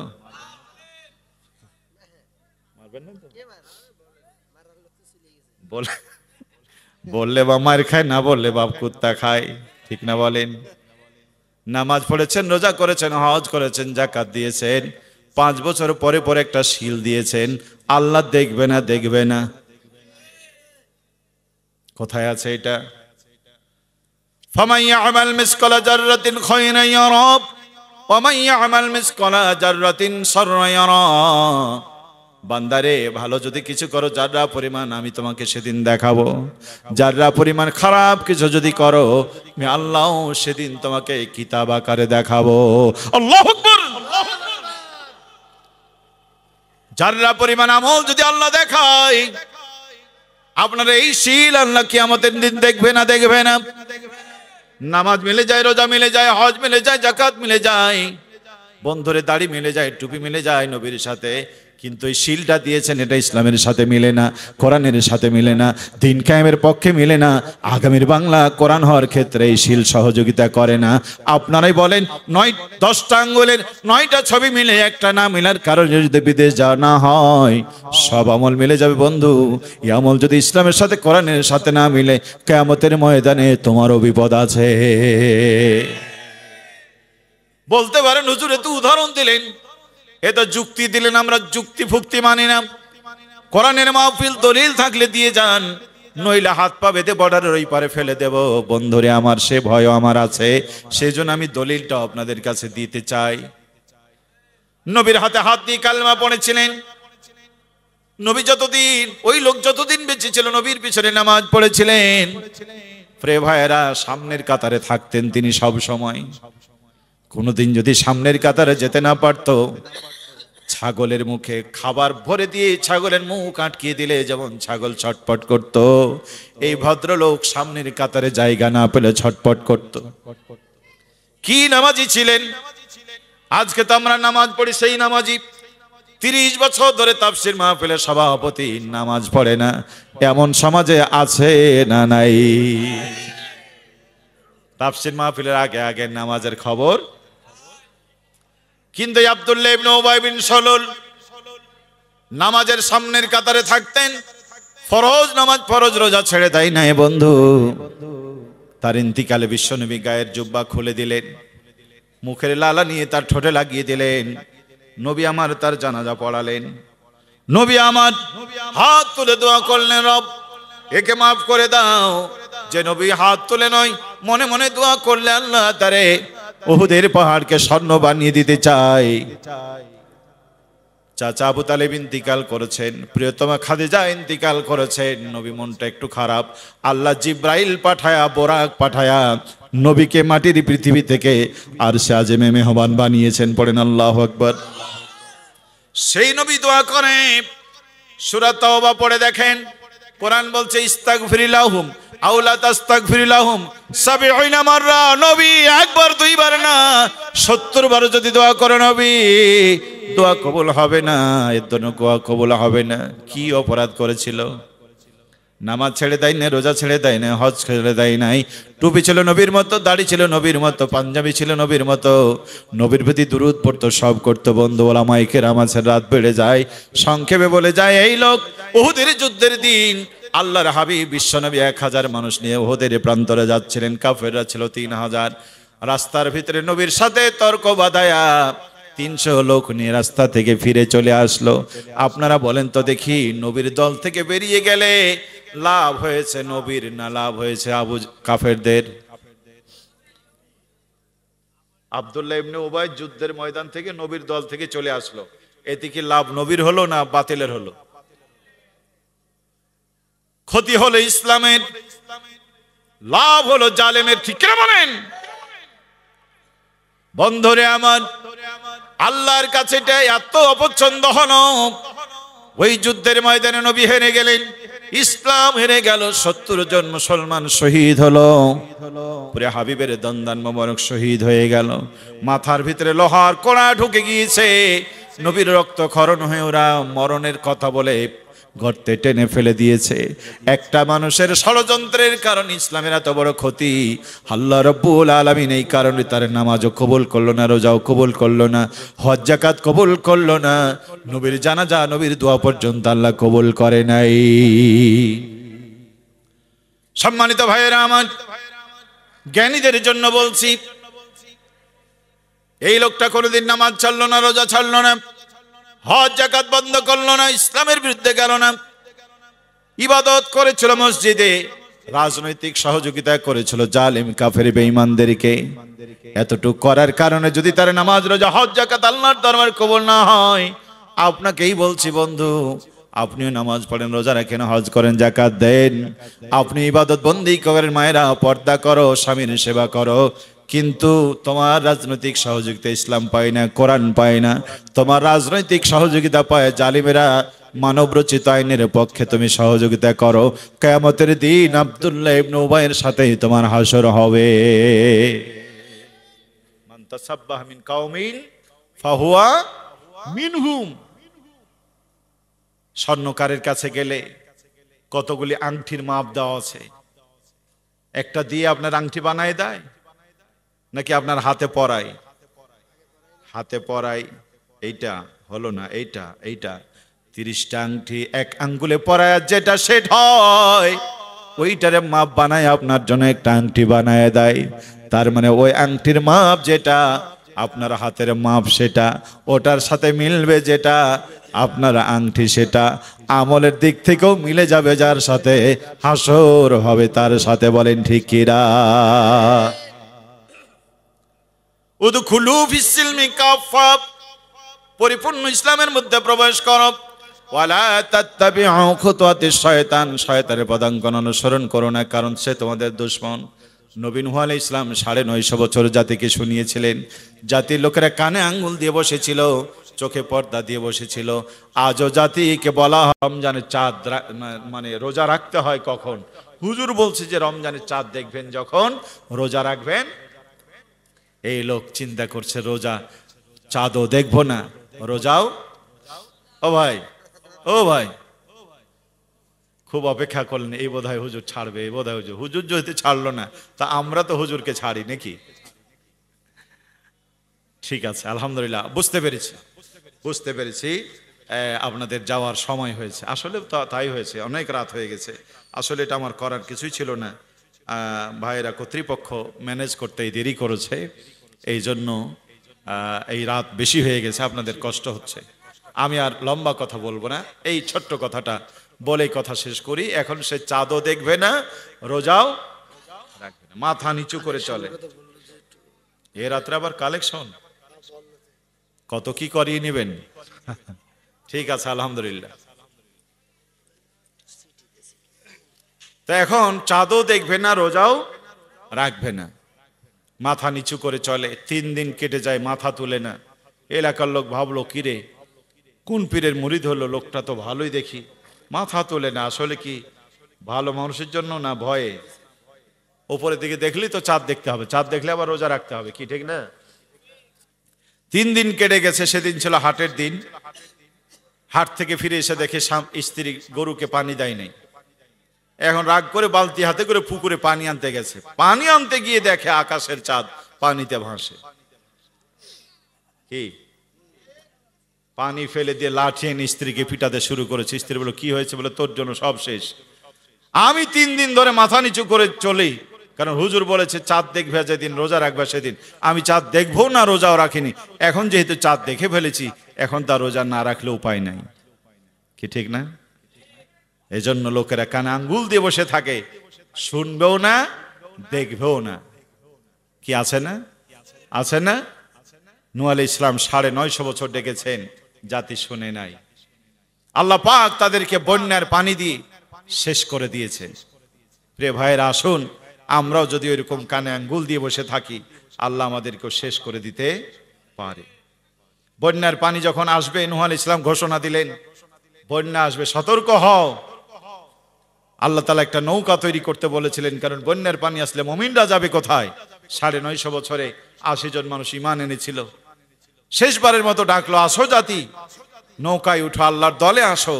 কপাল পোড়া জাতি বলল, বন্যার ভয় দেখায়ও না, প্রয়োজনে আমরা পাহাড়ে গিয়ে উঠব, প্রয়োজনে ফখরুল সাহেবের বাড়ি যাব, পালাবো না। যেই কথা সেই কাজ, তিনজন যুবক পাহাড়ে উঠলো। আল্লাহ পাক বলে, নুহু চিন্তা করো না, এদেরকে আমি বন্যার পানি দিয়ে ডুবাতে পারতাম, কিন্তু তা করব না। ভিন্ন এক কায়দায় মারবো, গোটা পৃথিবীর মানুষ যাতে শিক্ষা গ্রহণ করে।